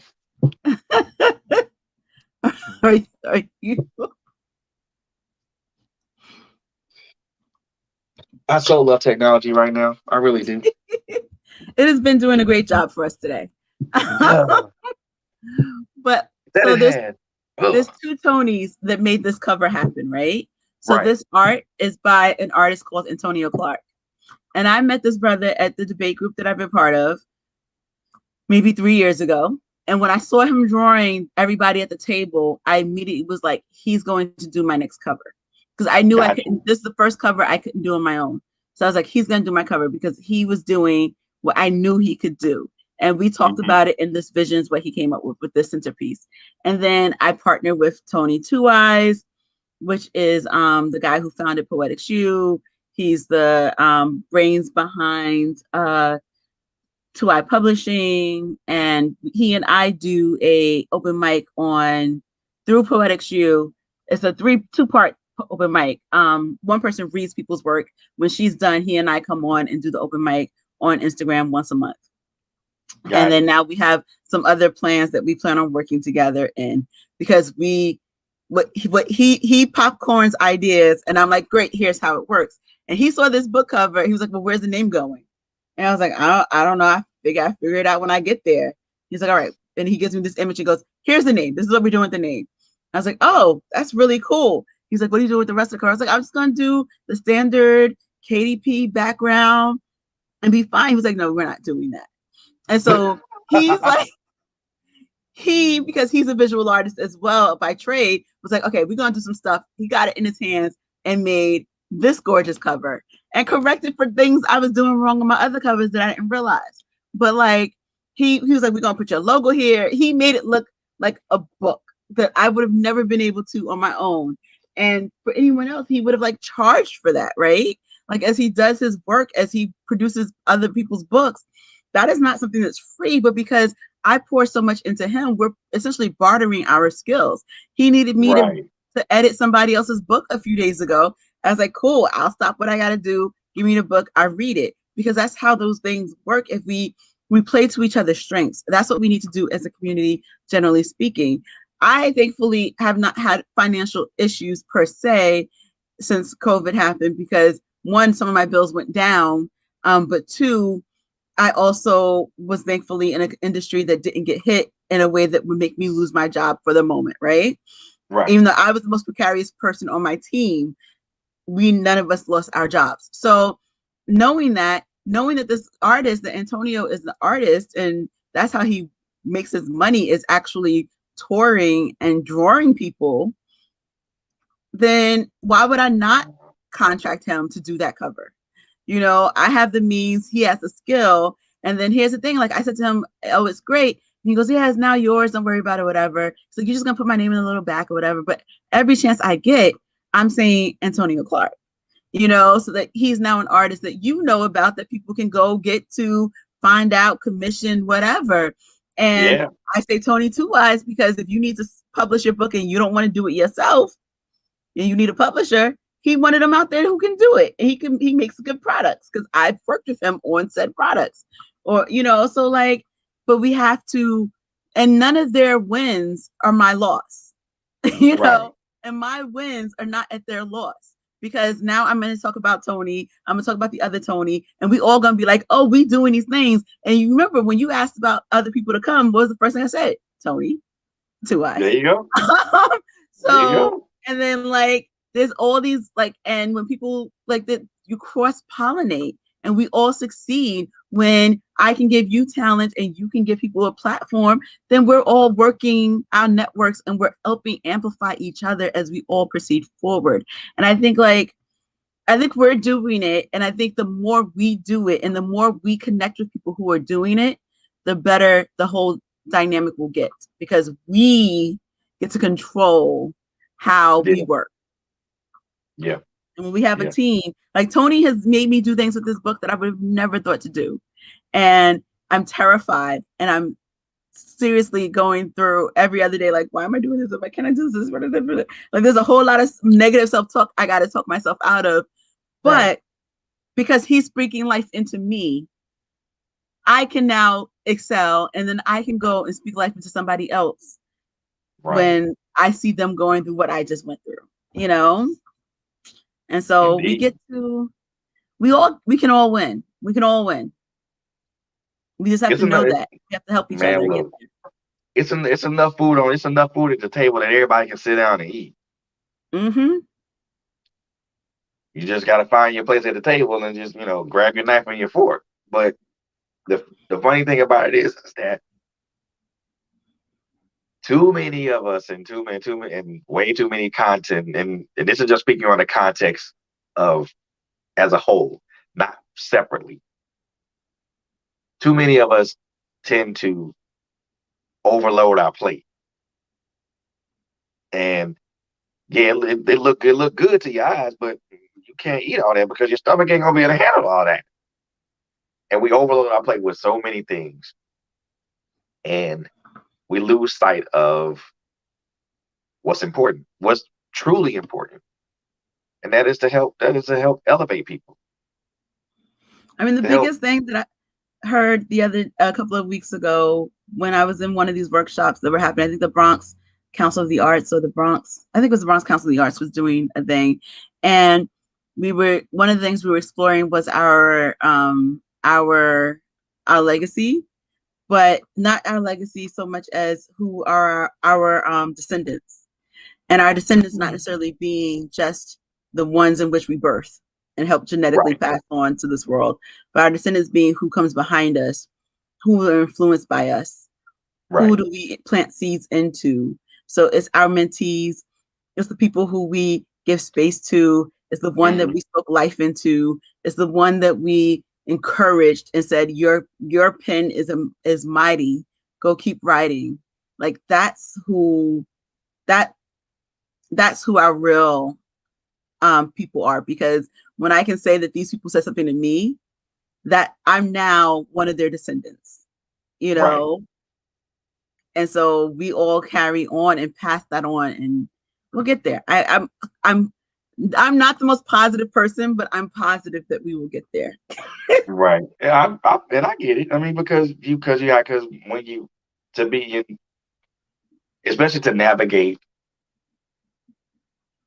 the industry that we both are in. The literary industry is, to me, the murkiest of waters.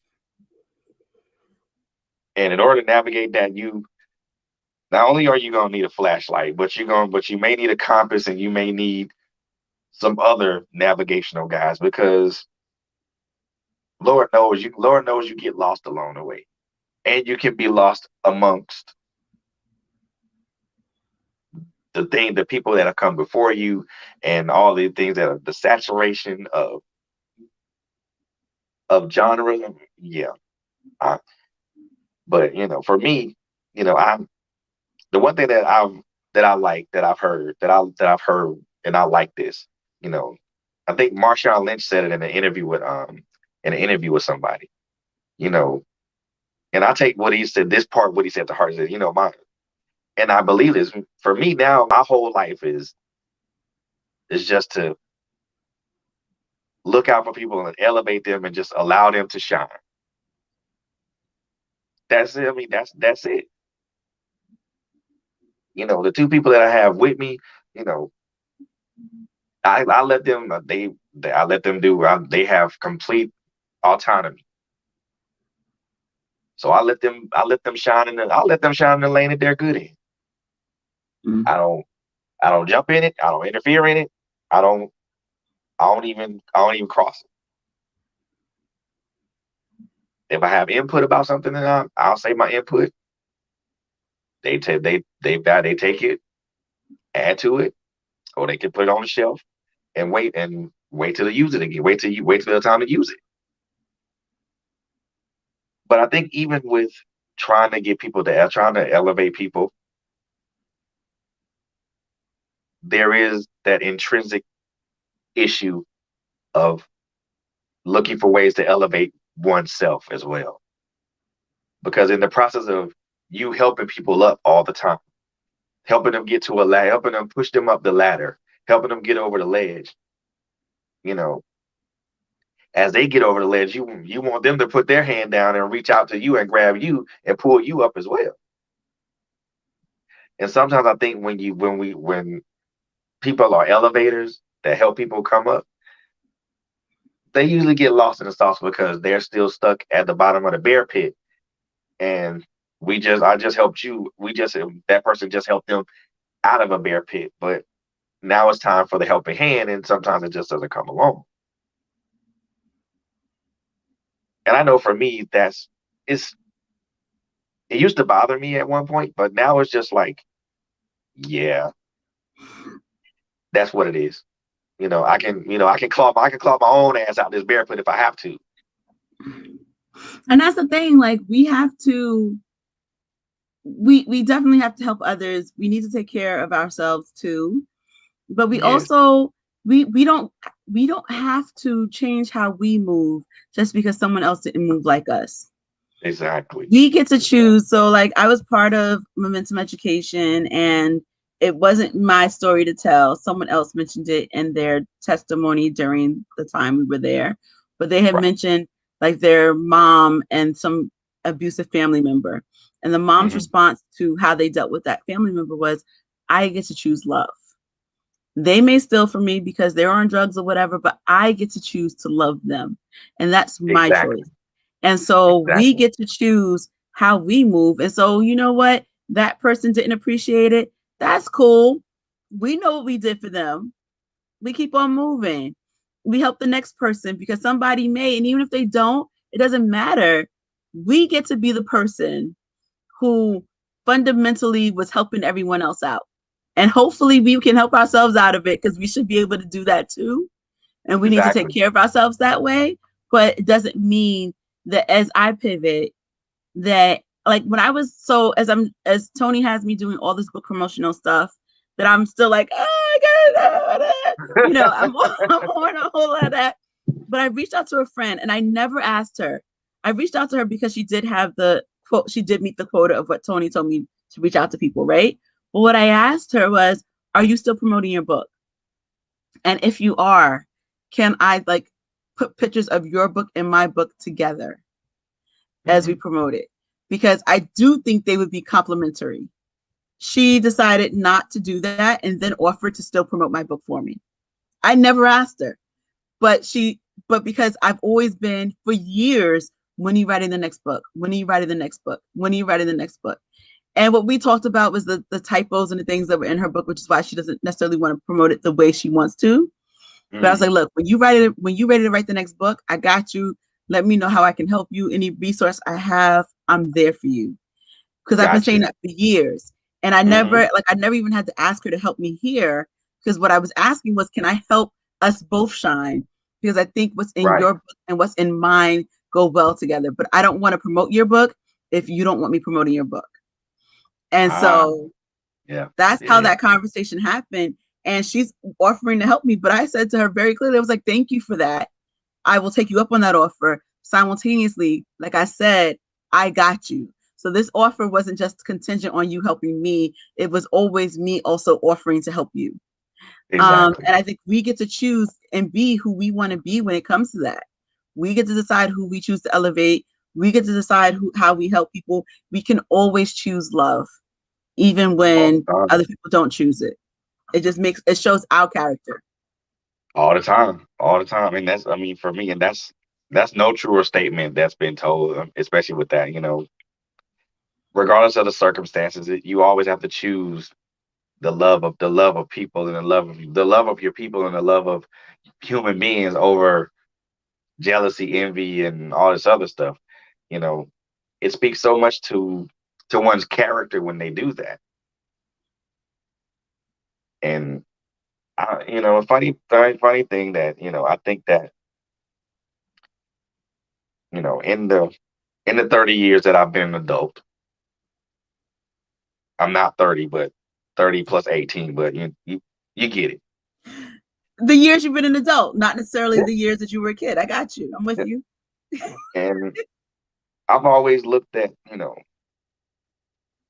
I've always been there. I've always looked at how, compassion and those were for a while. I always thought that compassion was for people who were sensitive and things of that nature. But I found out that even the hardest of people can have compassion for someone if properly motivated or if properly affected by something.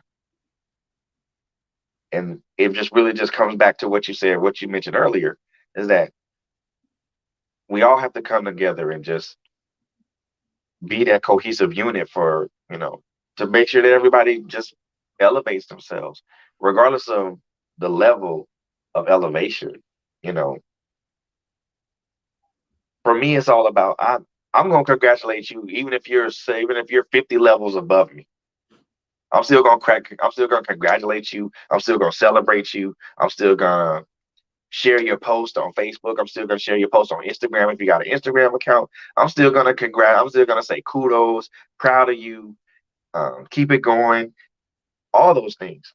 And for me, it doesn't matter the level of where you are, whether you're above or below me.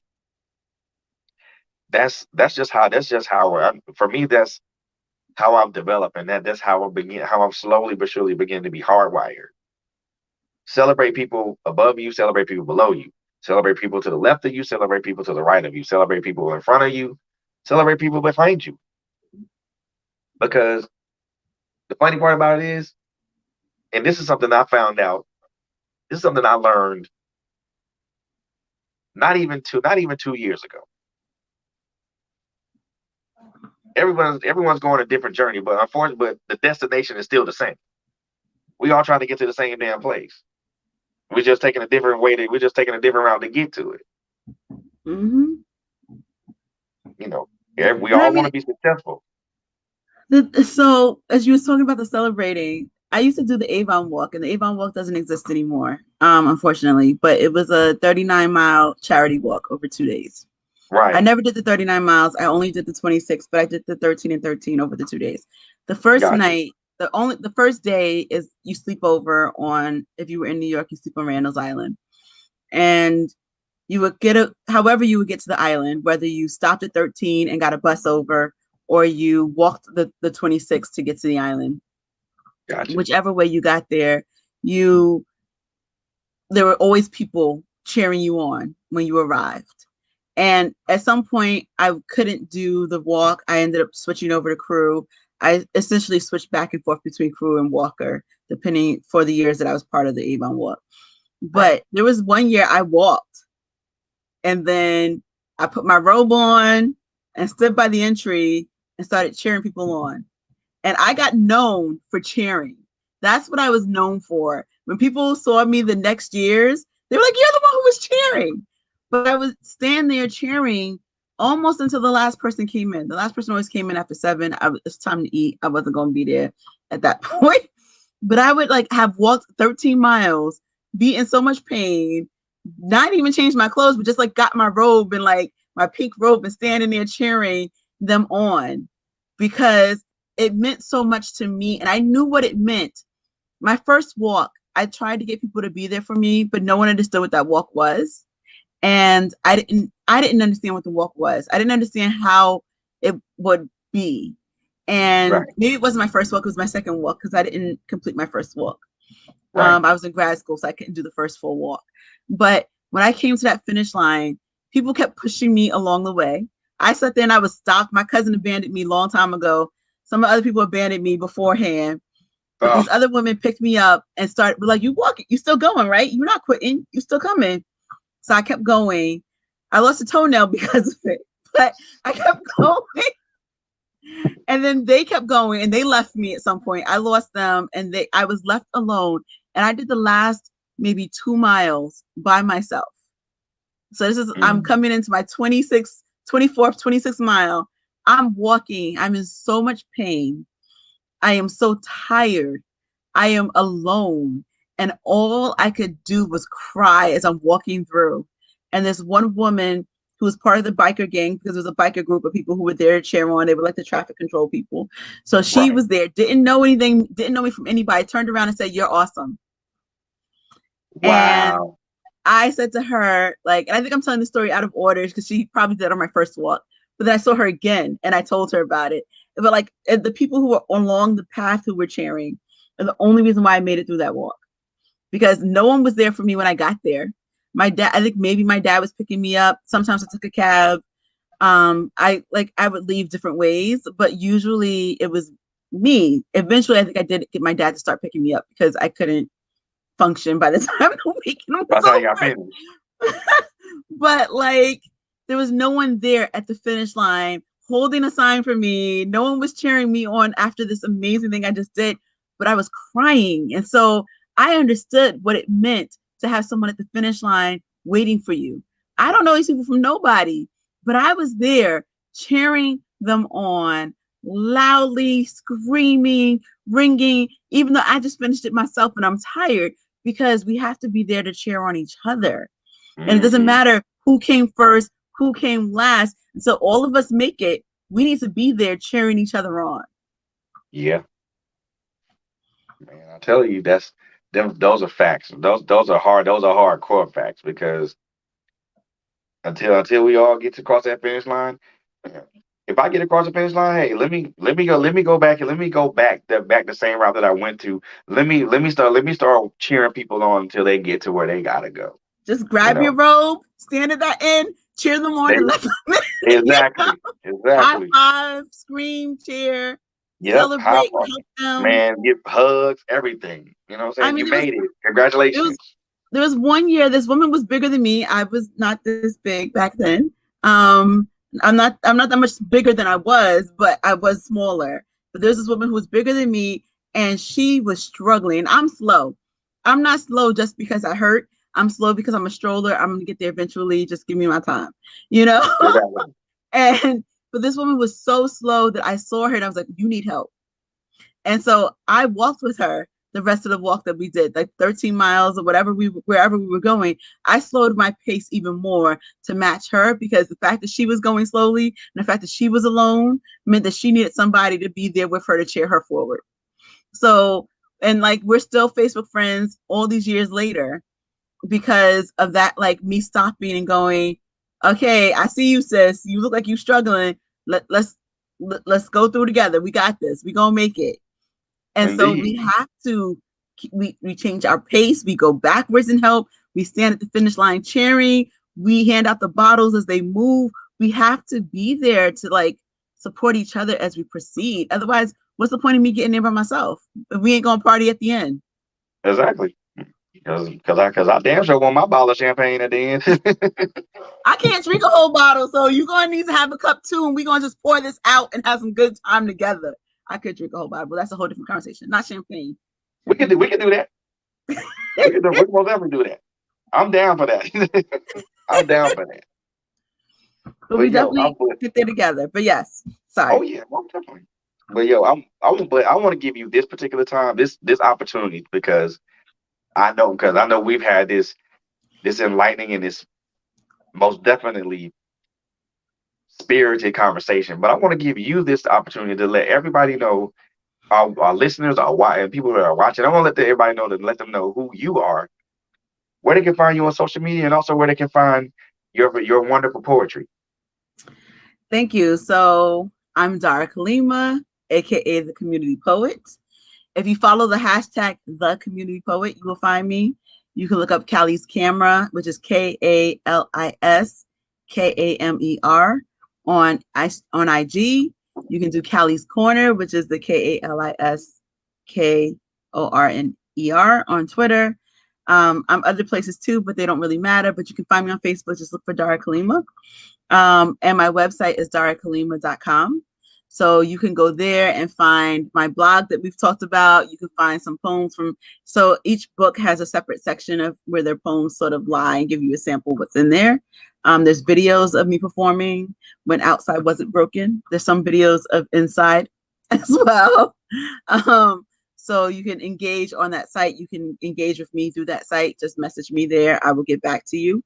Yeah, and I have 3 books out already. So Black Man, Black Woman, Black Child, Casualty of Love, and then 2 X chromosomes for extra shot of melanin.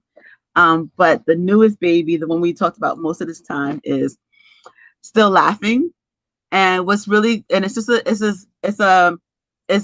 I keep trying to figure out how to describe it, but it's the book where I just explain how I survived some things and how I laughed through that. And maybe you'll laugh through it too. Maybe you'll appreciate who I am. But what I do in this book also, because I am a poet and poet's poet, is at the back of the book, there are some poems in here too, because what you never get from a poet is the backstory. You seldom get the backstory. You seldom get the thing that led to the poem.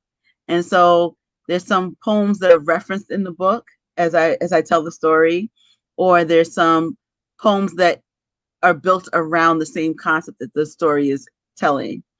So I have like this amazing poem about being from the Bronx. I didn't write it because of the story that is about being from the Bronx, but they work hand in hand really well. So you can find some of those in there. So it's a good chance to like get into the mind and the story behind with a writer as well. So Dara Kalima, darakalima.com. That's how you find me. I appreciate you for having me back. Oh, amazing. I thank you for coming back on. Now, when is Still Laughing? Is Still Laughing coming soon, or is it? Did you have a definite release date? So the original definite release date was the 30th of this month. I will have to say that it probably is going to be in the beginning of April instead, because I didn't get my last copy. And I do, but it will be pre-orderable in the next week or so. So people who are already on my mailing list will have a special information about how to get a pre-order. And that'll be a steepest discount you're going to get. So you may want to be on my mailing list. And then, and you can get to the mailing list by going to darakalima.com. There's an option to join the mailing list. But also, so it'll be pre-orderable this month. It'll probably not arrive into people's homes until April. But okay, so that's how shipping happens. So when I put my thank you post out there, I'll just put coming soon. Yeah, but it's coming really soon. It's coming really soon. Like, I mean, look, I'm at the stage of like, this is a proof. This is not for resale. It's in my hands. See how thick this sucker is? It's a book. Those are not typos or errors. This is just papers I've been shoving in there to keep place of where I'm reading. But I do want to read it one more time to make sure it's as right as it's going to be, so that you don't sit there and get distracted by typos. There's not a lot of typos anyway, but just making sure I want the product to be good, and I want people to not be distracted. So got to make it as tight as possible, but it'll be here soon. It'll be here before you know it. Before this time next month, hopefully I will say that you have it in your hands. Hey, that's fair. That is fair. Dara, once again, it's the first time was great. This time was even better. So we get to see each other this time. Exactly. And I want to thank you so very much for coming on, because blessing me, blessing everyone that's been watching. First of all, with with such positive energy, such great outlook on your own path forward, and just letting everybody know about a little bit about who you are, a little bit about your story. I want to thank you so very much for coming on. And it's all for me. Like I said, for first time it was great. This time it was so much. It was wonderful and so much more. And Thank you for making this platform. Like, honestly, this has been my favorite conversations to have. I've been on a few places. This is my favorite conversation to have, and it's clearly because of who's hosting the conversation. I take no credit. I take no credit. Take the And I'm credit. being modest. I take no credit. Take the credit. Thank you. I will. But I most definitely appreciate you coming on. It has always been a pleasure to have you on. I mean, and anytime you want to come back on just to have a conversation about a subject that you want to talk about, we can most definitely do that. I mean, I can arrange it. We can arrange it. So it's an open invitation for you. Thank you. I'll definitely be back. I enjoyed this too much. Oh man, look at and I know we talked a little. I know we talked prior to this about you had a couple of people that you want to bring on. Man, bring them, come on. I'm sending them your way. We got to just go back through the list. I mean, I told you, you definitely need to have Tony. Oh yeah. He's got a story to share as well. He's Oh yeah. interesting. Most definitely want to holler at him. As tell him to reach out. Tell him to reach out to me, man. Most definitely. Okay. I'll make the connection. I'll introduce you to. Sure. Indubitably, I appreciate that. No problem. Ladies and gentlemen, boys and girls, again, reintroducing to some and introducing to everybody else. International poet, locally known poet in her home state of New York. Author, poet. I can say a lot of other things. However, it would pale in comparison to the character of this young lady. So I'll call her my friend, my sister of the pen, Miss Dara Kalima. Ladies and gentlemen, you guys can find her works on her website, darakalima.com. If you want to order her book, Still Laughing, go to her website and pre-order and join our mailing list. So for pre-order, that book will be coming out very, very soon. While you're waiting for that book, go check out our other 3 books. They're just as entertaining, and they're also just as endearing as well.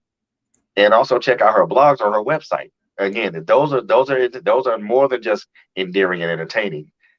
You'll pick up some life lessons, and you'll learn something from those as well. But ladies and gentlemen, that's going to end our show for tonight. I want to thank everyone that's tuned in and vibed out with us tonight. Once again, you can catch us on Facebook at Trailblazers Radio. We have a YouTube page that's up right now. We'll make that link available very soon. And we also upload the audio from this particular interview to anchor.fm the next day, so it'll be available. And continue to follow us, man. We got some great things and great guests and great topics coming onto this platform, man. I want to give a special shout out to my two great hosts, Miss Quint Jones and Miss Coco Fenton. They are tremendously wonderful and stupendous. I can't thank them enough for wanting to take this journey with me. I couldn't think of anybody else to take this journey with me but those 2 young ladies right there. And to all our supporters and all our fans, we want to thank you guys so very much for tuning in to us tonight. You guys stay safe, take care of each other, and always stay positive. Good night.